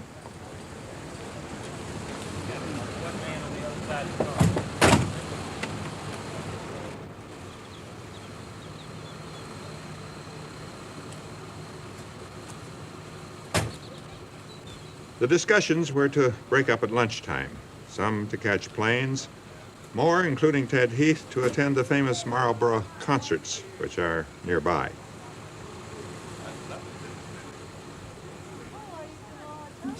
Oh, in salad, they're so How good. do They're you better eat than lilies? cucumber. You cook them? Sure, no, my wife puts some, just plucks off the... Before the serious business, it turned out that some of the guests had found a new use for lilies. Somebody said you were eating bay leaves. No. Lilies. Oh, the lilies? Yes. What are they like? Well, they're rather tasty, like cucumber, raw. And if you cook them, you can cook them like beans. What do you call these? Orange Bay lilies. Bay lilies? They. You know, they bloom one each day. Yeah. One day. People come up to me and say, you don't look as bad in real life as you do on pictures, Well, which is actually, I didn't unsettling dare to say experience. That. I didn't like to say that. They don't say I look good, but they say No. it's not as bad. She says she speaks perfect with an Uzbek accent. I've sat in on a number of conversations and negotiations between national leaders, and they sound very much like those you're about to hear. However, for me, as I imagine it will be for you, this was my first chance to eavesdrop on conversations at the summit between American and Soviet leaders. It will be, as you see, on by far the most urgent issue of the age. This was the discussion about nuclear diplomacy and control. On one or two technical points, I'll interrupt with an explanation. Some of our guests, you will see, took notes for themselves. Ted, you stand between the relevant powers, so you lead off on this.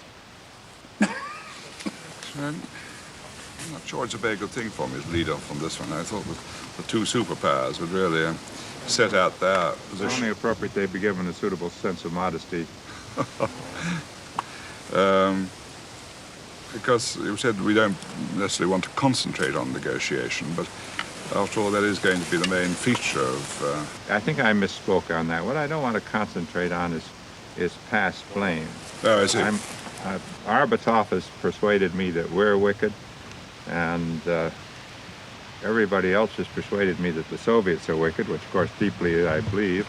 And since we've established both of those points, I would like not to pursue them further.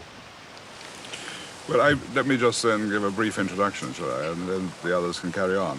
My experience has been over the last 15 years that the way we make progress is by negotiation, which one has to accept is very hard bargaining, and which takes a certain amount of time to achieve, in fact, much longer than anybody realizes. And that when an agreement is reached, then it has stuck. And if one takes the various agreements which we've had, I mean, the test ban treaty, which we negotiated as a government with the American administration and with the Soviet Union, it took us a long time to get it, and there wasn't everything in it which we would have liked. But on the other hand, this has stuck. And then when we came to the non-proliferation there was a similar long period, very hard negotiation, but once it was reached, it stuck.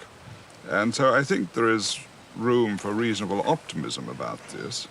It does mean that one's got to be prepared to take a considerable amount of time, and it's pretty rough going before you reach a conclusion. The next complication is that we're moving into a period in which there are other nuclear powers, and not only the superpowers and the two European ones.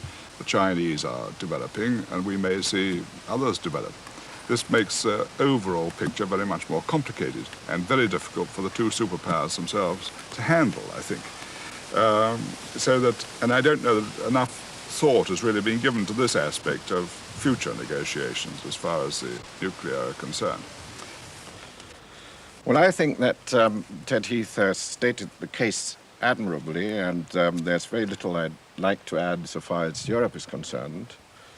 Incidentally, my own history in this is nothing except the negotiation of the verification agreement between the European Community and the International Atomic Energy Organization relating to the Non-Proliferation Treaty. But there's one point which I would like to add, and where I'd very much like to have some discussion, and that is, if the nuclear future of the world was simply determined by relations between the United States of America and the Soviet Union, I would not be particularly worried. I'd be quite prepared to settle for the kind of cautious optimism which Ted Heath has expressed. However, it seems to me that the real problems we're going to face are the two problems of nuclear proliferation, which you mentioned, and of nuclear terrorism. And it seems to me that we really haven't devoted enough thought to these two problems, and I would like to underline the latter problem, that is nuclear terrorism. Frankly, I was asked in the course of our discussion by Tom, in fact, whether I was on the whole optimistic or not about the future of industrial societies and of mankind. And my answer was and is, if it were not for the nuclear threat, I would probably be on the whole optimistic and believe that we can cope with all the major issues ahead of us in the developed and in the developing world. But the nuclear threat itself is something which I believe we haven't coped with at all, and I'm profoundly frightened about the next 20 years and what might happen, quite apart from what the superpowers do. The Europeans have outlined their worries. Now for the superpowers. Now Georgy Abatov starts the discussion on arms control and how to achieve it. He begins with a glance at the agreements that have just been made. I think we cannot underestimate the things which were done already, because one could suspect that the picture would look much gloomier if we hadn't this agreement of 72. I have in mind a special agreement on ABM. If we hadn't Vladivostok Accord, maybe the things would be still worse. But nevertheless, we have to look to be very realistic about it. And we can say that despite the time, despite many agreements we have concluded, the arms race goes on. And on some very dangerous points, it intensifies. And I am very much concerned, well, I'll keep to your advice, and although it's nice even in such gloom situation to know that you are morally right, and I feel that we have the satisfaction. I won't speak about it, but I'll put out one of the problems which makes me especially concerned. That the political process of negotiating arms control lags very much behind the technological progress in armaments fields. And so we get in some sort of vicious circle when we have to try to solve old problems. And meantime, new weapon systems are created which bring in new, even more complicated problems. And this vicious circle has to be torn somehow. If there are two basic categories of problems in relation to nuclear peace or peace. One is the political relationship of the two countries. The other is the strategic relationship of the two countries. Arbatov wanted to separate these two and say that the nuclear relationship can be stabilized in the absence of stabilizing the political relationship. Given the enormous complexity of the discussions on nuclear controls and nuclear stability, given the fact that it is a really very unusual approach involving unconventional thinking, there's no practical possibility of getting a significant degree of nuclear disarmament and nuclear control if there is not also a measure of restraint in the political field. I don't think it is possible to advance the proposition that the two countries can press each other to the limit in the political field while they should regularize their armaments with each other. And I think both sides, not just the Soviet Union, have an obligation to keep in mind that they're living in a very unusual world. The sort of gains that one can make on the level of traditional balance of power politics are really quite marginal compared to the risks that are involved in terms of our long-term future and the permanent benefits that can be achieved from it. And while it is of course true that the Soviet Union and the United States, as two superpowers impinging on each other all over the world, are bound to be in competition, and while ideology is going to produce frictions, it is also true that the leaders of both sides need a new dimension of thinking and not press every opportunity to its ultimate conclusion.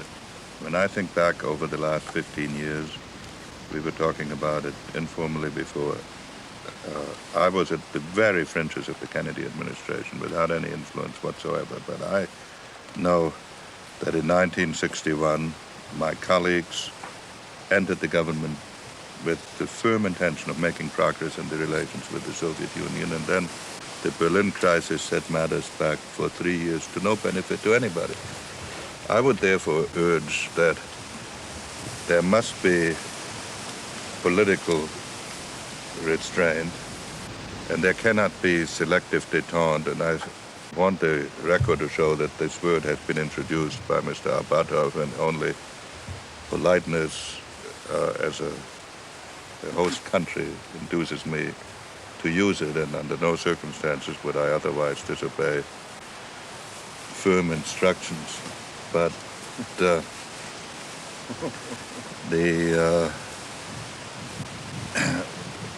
it isn't possible either to have détente that is applied to the nuclear field and not to the political field, or détente that applies to the center of Europe but not to Africa or Asia. This doesn't mean that we will not be competing to some extent, but some limits have to be put on the competition, some restraint has to be exercised. And this is an injunction I would make to both sides, not just to the Soviet Union. Now, with respect to the nuclear field, it is an unprecedented situation for nations to face the problem of having too much usable power. Until the end of World War II, it would never have occurred to anybody that a country could have more power than was either strategically or politically useful. The people who have spent their life in military services, and I would suspect on both sides, find it very hard to come to grips with this. So in their own analysis, they tend to speak of superiorities and dangers that are really quite theoretical when casualties involve hundreds of millions globally and probably over 100 million in each of our societies in case of a general nuclear war. So I do agree that there is a moral and political obligation to push back the danger of nuclear confrontation and to put some stability into nuclear armaments and then to reduce them. And it is therefore, in my view, absolutely imperative that we come to an agreement on strategic arms. Now, this is intellectually a complicated problem because the rate of technology changes more rapidly than up to now has been the pace of negotiations. In order to inject some controversy into this debate, I must say that just as there has to be restraint in pushing our political contest, we also ought to be careful in not making proposals which to the other side tend to appear slightly cynical. For example, it's an eloquent proposal to stop all new weapons deployments. It would be more convincing if it did not happen at the precise moment when the Soviet Union has completed its research and is already in production, and just before we are in production of comparable weapons. If the Soviet Union were prepared to stop the deployment of the SS-17, 18, and 19, then we could talk about stopping the deployment of the P-1 and Trident. Henry Kissinger is speaking about the new Soviet intercontinental missiles with multiple reentry warheads. The B-1 is the controversial American man bomber, and the Trident is an American intercontinental missile system for submarines, a replacement for Polaris and Poseidon. The argument continues. But to be asked that we should stop the new weapons we have just because they are 12 months away from production, while the Soviet Union is 12 months into deploying its new weapons, it's the sort of debate that makes propaganda out of the negotiation. And I would disagree with you, Dr. Kissinger, on the point that the proposal to stop development and deployment of nuclear weapon has a propagandistic value because we have concluded development of some weapons of ours. And here I have to return to history a little bit, because actually for the whole post-war period, the United States had the lead. They had the nuclear weapons, we hadn't. Then for a time they had the means of delivery, we hadn't. And it happened all the way so. And now if we look at the picture, I think a question arises, who runs after whom in this arms race actually? I feel that we are trying to achieve, well, hard facts of life, so hard that they are cast in metal and deployed already in American weaponry all the time. At the same time, in the United States, there is some picture of what the Soviet strategic forces will look or can look in 10 or 15 years. And then there is a begin for new armed weapon systems. And this makes it very difficult. This weapon system you mentioned, they are an answer for a decision made by the United States in the early 70s, MIRV missiles. And this was such a new introduction in arms race that it was clear, I think, for all Americans that we had to do it as well. If we have agreed that we have approximate parity, then we had to do it. But now United States begins a new round in their defense programs. And if it is made, then we'll follow. But in this case, I don't see any ways to really to break up this other vicious circle. And I think when the proposal was introduced to stop this development, deployment of weapon system, it was not a propaganda. It was, I'm sure, a very sincere offer to the United States to discuss these things. Because No, I'm sure it was sincere. It is just unilaterally to the Soviet advantage. no, we only had to reach the level you have achieved a few years before it. Well, it seems to me that if we talk about the concrete realities of the near future, I think it is possible, with difficulties in this country, but nevertheless possible, to achieve an agreement on the Vladivostok basis. That will involve some negotiations on some weapon systems that some of our people have questions about in the Soviet Union, and some on weapon systems that your people have questions about in the United States.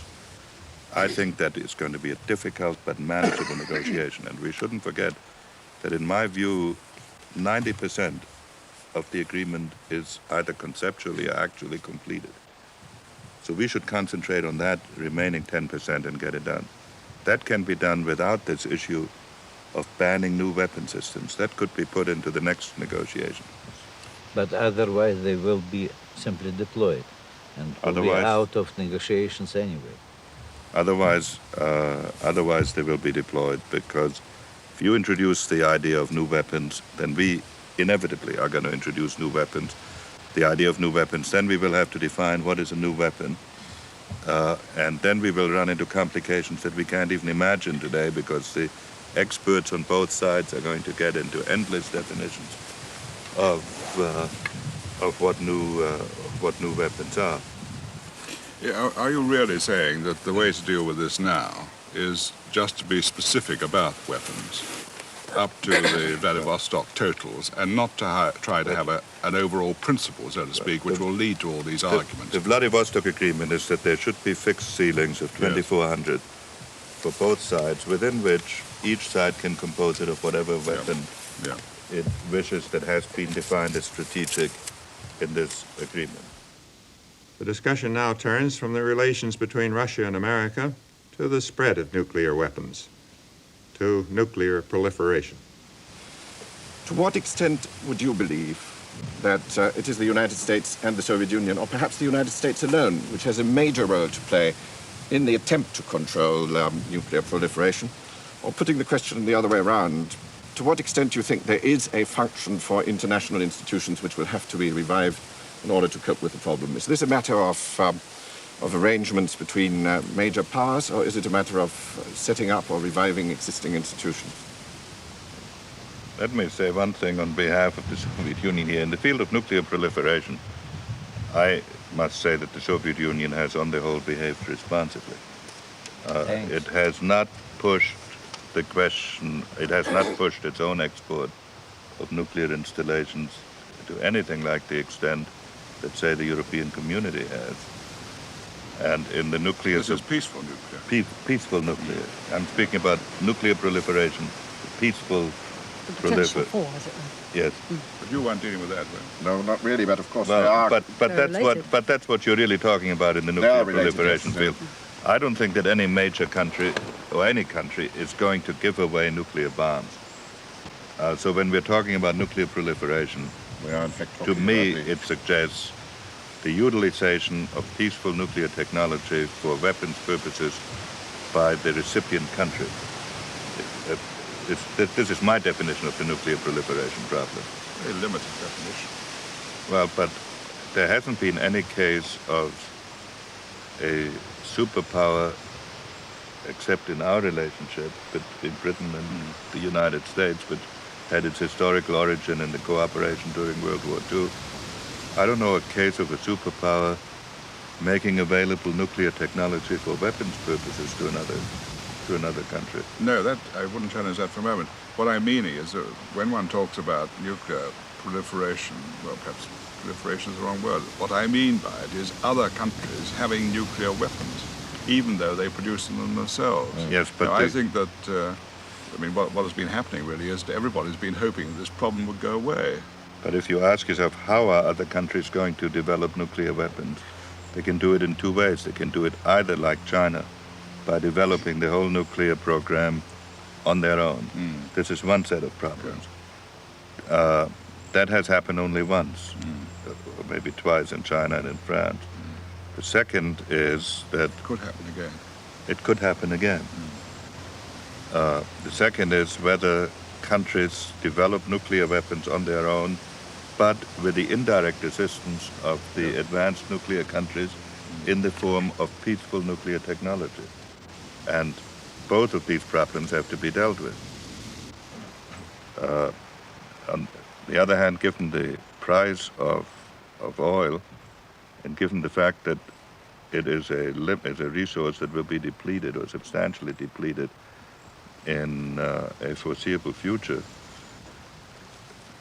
The spread of nuclear technology is very probable and will accelerate. It's happened. And that is the basic dilemma, that that as these nuclear reactors spread, how does one prevent the diversion of the product to terrorist use or to national use? This, incidentally, cannot be done by the United States and the Soviet Union alone. This is an area in which the European community, for example, or at least the European individual exporting countries have to participate on a level of total equality. It's not something that we in the Soviet Union can negotiate. Henry, I don't want to minimize. I had the impression that the alarm over the explosion of the nuclear device, so-called, in India, while it must have been extremely rewarding to the Indians, had very little world significance. And that if this is a pattern of the prospective proliferation, there's some danger that we have it slightly out of perspective. I'm constitutionally incapable of minimizing this sort of issue, but I do have a feeling that it was exaggerated in that case. But I think there are two separate problems. One is will the acquisition of nuclear weapons by developing countries change the balance between it and the superpowers? I think not, and in fact I think it may enhance its inferiority because it will take the case of a country, well, let's not mention countries, in case of any of the foreseeable developing countries, it will take at least a generation before they can create any plausible threat to a superpower, and would be totally destroyed unless they made themselves part of a nuclear alliance. This would, in fact, would be true even of the European forces. On the other hand, in their relations to each other and in the terrorist use of nuclear weapons, an enormous amount of damage can be done if materials can be diverted and then can be used by people who have demonstrated that they don't care about their own survival. And that can be done relatively easily. Maybe I could interrupt again. There are three things I would like to hear discussed, and I'm here reacting to suggestions of my colleagues. First, how the former Premier of Thailand reacts to the slightly condescending tone with which we have characteristically have been dealing with countries such as his. Admitting, I believe, that Thailand has no immediate intention of becoming a nuclear power. And I want to have a word from Arthur Schlesinger, who, not uncharacteristically, takes strong exceptions to the positions of both Kissinger and Arbatov. I don't think it was a condescending sort of conversation at all. On the contrary, I thought it was a very cozy conversation between the superpowers. I felt completely out of it. Although I felt the coziness, I was very happy to hear it. But after listening to all that, I just can't help asking myself the question of what are people like us to do? Have any kind of contribution? Or is it just arranged between the United States and the Soviet Russia that they wouldn't throw nuclear bombs at each other or at other people? And could I really believe that, though? That one day they might not change their mind. And I think we should pay more attention to nuclear proliferation, whatever that means. There seems to be a difference of opinion on that. But I'm not happy at all about the fact that so many of the developing countries are now hoping to get nuclear reactor, nuclear plant for energy, because of the cost of oil and the, perhaps in some countries, the running out of energy resource like water. That's all it's just a question that comes up to my mind. My country will never become a nuclear power. We are too careless people. We might really drop it somewhere. Why do we laugh? Well, Henry, can you reassure my old friend that you will be equally uncareless, as well as on the question he asked about proliferation? Well, I think on the level of strategic arms, it has to be arranged between the nuclear superpowers, because they're the ones that have the capability of annihilating humanity. And I believe that the arrangement, as long as it doesn't lead to a political condominium, is in the interest of all of mankind, because a nuclear war between the superpowers would have physical consequences everywhere, not just indirect ones. How one can associate other countries with that process is important, but I don't think that the non-nuclear countries need necessarily be associated with the negotiation of the SALT agreement unless they're part of an alliance system that is affected by it. On the question of accident, I agree with Ted that there are many levels. You are concerned about the dangers of accident and the possibilities of safeguarding. Let me make one other point about accident. If there is a danger of accident, or as the danger of accident increases, it must lead inevitably to precautions by countries that might be drawn in, that they will not be drawn into a nuclear war against their will. And you already see agreements between the Soviet Union and the United States, and between the Soviet Union and France, by which they can inform each other about accidental nuclear explosions, so that they are not triggered into a catastrophe by the actions of others, so that the spread of nuclear weapons may have the paradoxical consequence of drawing those who have the greatest risk of being involved into a closer cooperation than would otherwise be the case.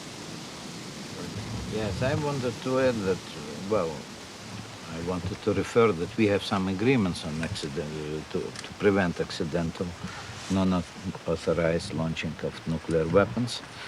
I am not in a position to judge, to evaluate whether it's enough or we need some more provisions for this. This must be always cared upon by the governments. But in general, I wouldn't say that our position is such that the steps that already were taken in Soviet-American relations, or the negotiations which are underway now, take away the whole danger of nuclear war. There must, this is a very complicated task, and there must be a lot of work done to ensure it really with all guarantees, because here you cannot have 99% guarantee. It must be over 100 to really, to make it sane and safe. And I might remind you that one of the reasons of deterioration of our relations with Chinese was our refusal to help them in acquiring nuclear capability. And so we don't do it with allies, we don't do it with other countries, and we, I'm sure, will be very positive on it in any international agreements and organizations which can be built up for it. I think nobody can complain about our allies, that they do it. But can one be sure that as we are trying to reach international agreements against terrorism, the Soviet Union will be on the side of those who actively sponsor such agreements? We are against terrorism. We are against terrorism, and this we have declared many times. But it will depend on the proposed agreement, because the concern is that can it include some, will be too broad and will include not only terrorists as such, but will also be directed against some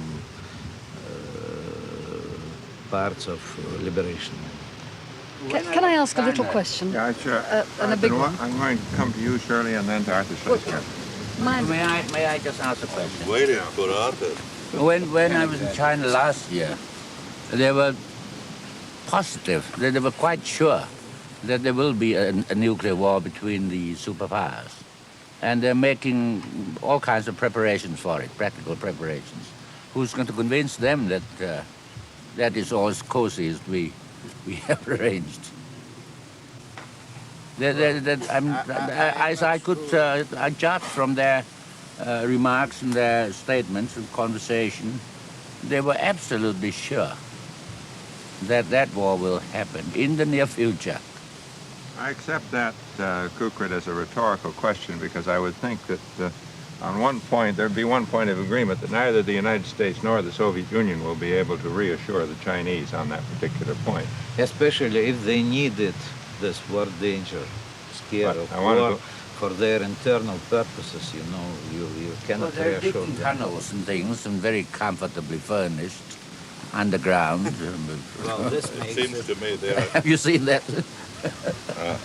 I haven't availed myself of the opportunity, but they seem to be more convinced that one superpower may attack them than concerned that the two superpowers may cooperate with each other, although they have both concerns. Well, what they said to me was that the two superpowers will fight each other in their country. In China? Very interesting scenario, yes. Well, I must get to Shirley Williams. Yeah.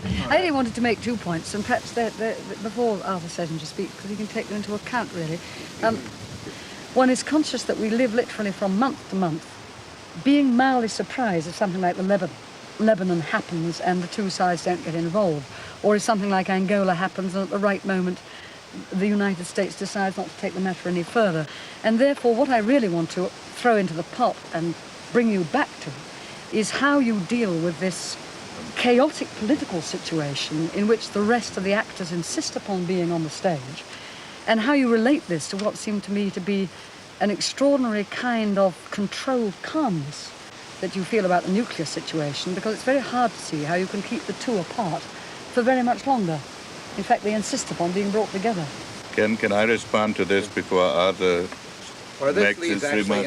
into the point I would like to make. I was afraid you'd shake me so much that I'd forget my reply to this. Well, you go ahead and reply, but I will. No, I think I'll override even the Secretary of State, because Arthur has been so unnaturally silent this morning, as you would be the first to agree, Henry, that we must give him his moment. Well, my point is not a momentous one, but it really it's very much related to what Shirley Williams has been saying. And that is the one point of agreement which the two distinguished representatives of the superpowers seem to have was in the rejection of the notion of selective détente.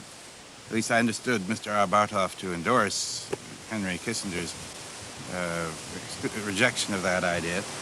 I find myself as a historian unable to conceive any other kind of détente except a selective détente. Now, there may be an ambiguity as between descriptive and prescriptive uses of the word détente, but it seems to me that essentially détente is an expression of the stabilization which has been brought about for other reasons on other grounds. And when that stabilization has reached a point, it is recognized, and we call it détente. Therefore, détente is possible in Europe, where the balance of forces and the exhaustion of efforts to upset that balance have reached a point where finally it could be formalized in one form or another. But where this antecedent stability does not exist, as in the Middle East, as in Africa, it seems to me that you cannot expect détente to operate in the same sense that it does in Europe. So when, Henry, you said you can't separate détente in Europe from détente in Africa, I'm not quite clear as what that means. I appeal to you, gentlemen. I add just one word on that, Henry. I agree with that. And aren't you the sort of the living example? Didn't you get out of Vietnam ultimately because of selective détente? Well, it depends how you define détente. You cannot define détente as an end to history, that all turmoil ends, that there's no further change in the world. That would be an unpolitical and an unhistorical approach to the question of détente. In the Middle East, in Africa, in all areas where either a physical or political equilibrium has not been established, changes are going to go on. And I think the superpowers have a responsibility to put some limit on their intervention, because if they push it beyond a certain point, the other one will be drawn in, and then their political relationship is bound to worsen. This would be the kind of restraint that I have in mind. And with respect to non-proliferation, with respect to the nuclear problem, in the field of strategic weapons, it is true that I believe that this is essentially between the United States and the Soviet Union, with some contribution by the European nuclear powers. The difficulty is that the points we've agreed on tend to be overtaken by the speed with which technology spreads and develops. You see, I think on the point on this is that, leaving aside Britain and France, we're already beyond that point as far as China, India and Israel are concerned. And so when you say you can reach an agreement about it, I'm not at all clear that this is so at the moment. It may be that in a quarter of a century's time it'll be possible to reach agreement, because then people won't feel they're being put into a subordinate position by the two superpowers or by Europe. But I would have thought the chances of reaching agreement in the sort of context in which Henry is talking, to which Rafe has been talking and so on, is really fairly remote. But the point I'd like to come back to, which I really think is the immediate one, as I said at the beginning, is not Kay's worry about an accident. I would have thought that people who've got the nuclear really have got such a complicated chain of control that it really is difficult to have accident. I noticed that Henry set up very smartly when Shirley said that you were offhand about your things. I mean, I wouldn't... On our basis, I don't think that's correct. I wouldn't support that for a moment. Well, I won't pursue it now, but there's been loss of plutonium, certainly. I think but that not from military bases. Well, let's not argue about this, but I think the losses of plutonium where it's been stored. The general control of weapons, so that if somebody goes mad or runs amok or gets a brainstorm or something, I would have thought that the combination necessary for that ever to happen is so minute that the chance of that sort of accident is remote. Now, on the other hand, I think the chance of political misjudgment is very acute. And I don't really accept the business about overall daytime, because I don't think that's what Mr. Abatov was saying. He said quite specifically there will be things from the Soviet side which the Americans won't like, and there may be things from the American side which the Soviets don't like. That's a perfectly fair statement, and that's where the danger of misjudgment is. Now, I don't want to go back over Angola, but my view of Angola is that the Soviets made a specific judgment that the action they took would not bring an American response. Very well. They were right, because they made it in the circumstances of presidential election year and the revulsion of Congress against ventures abroad like Vietnam and so on. Now, this is where the danger of misjudgment comes, and it is misjudgment which is on Europe's doorstep.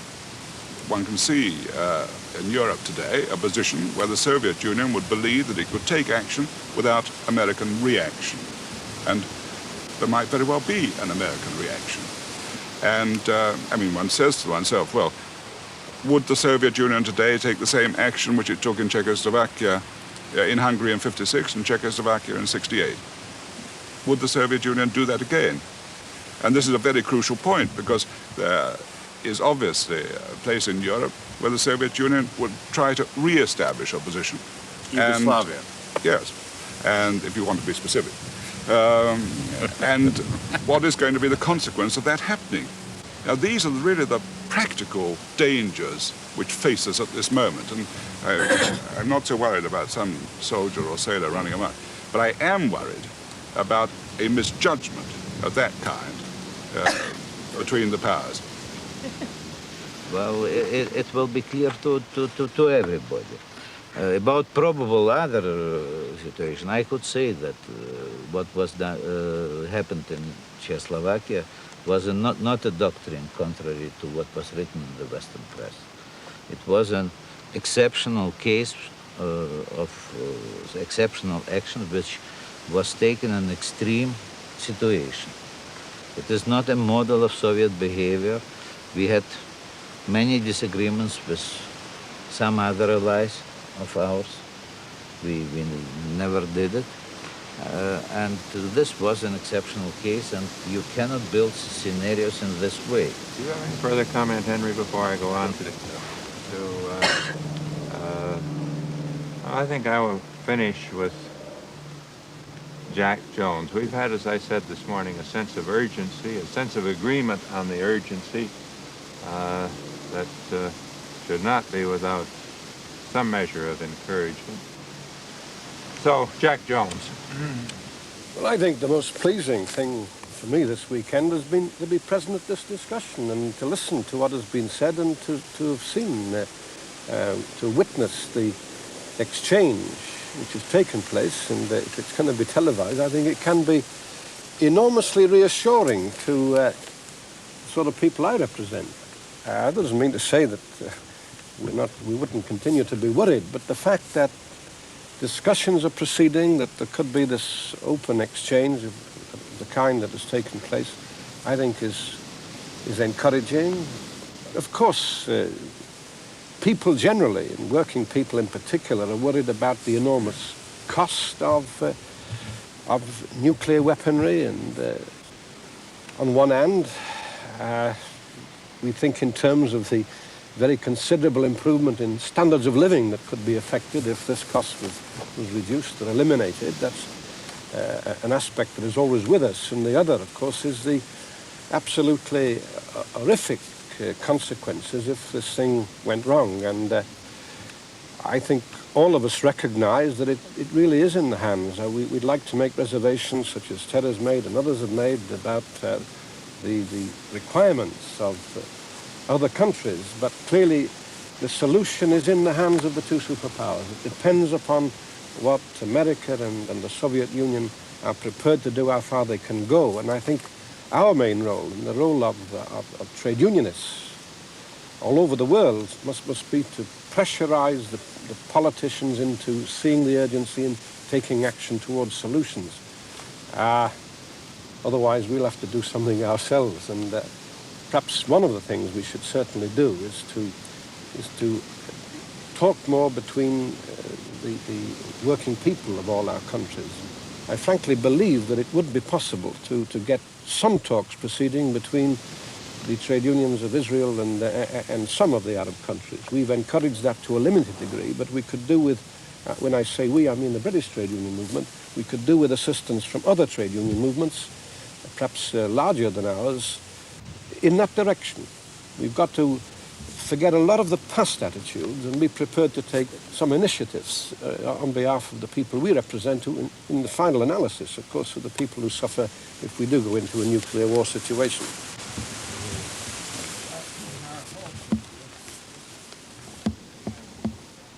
The discussions were over. It was discussion and not argument, and you will have sensed the shared feeling of urgency. I would be happy as I end this series if some of the same sense of urgency on this problem, and maybe others, remained with you, my long-suffering audience, and I hope I can still say, my friends.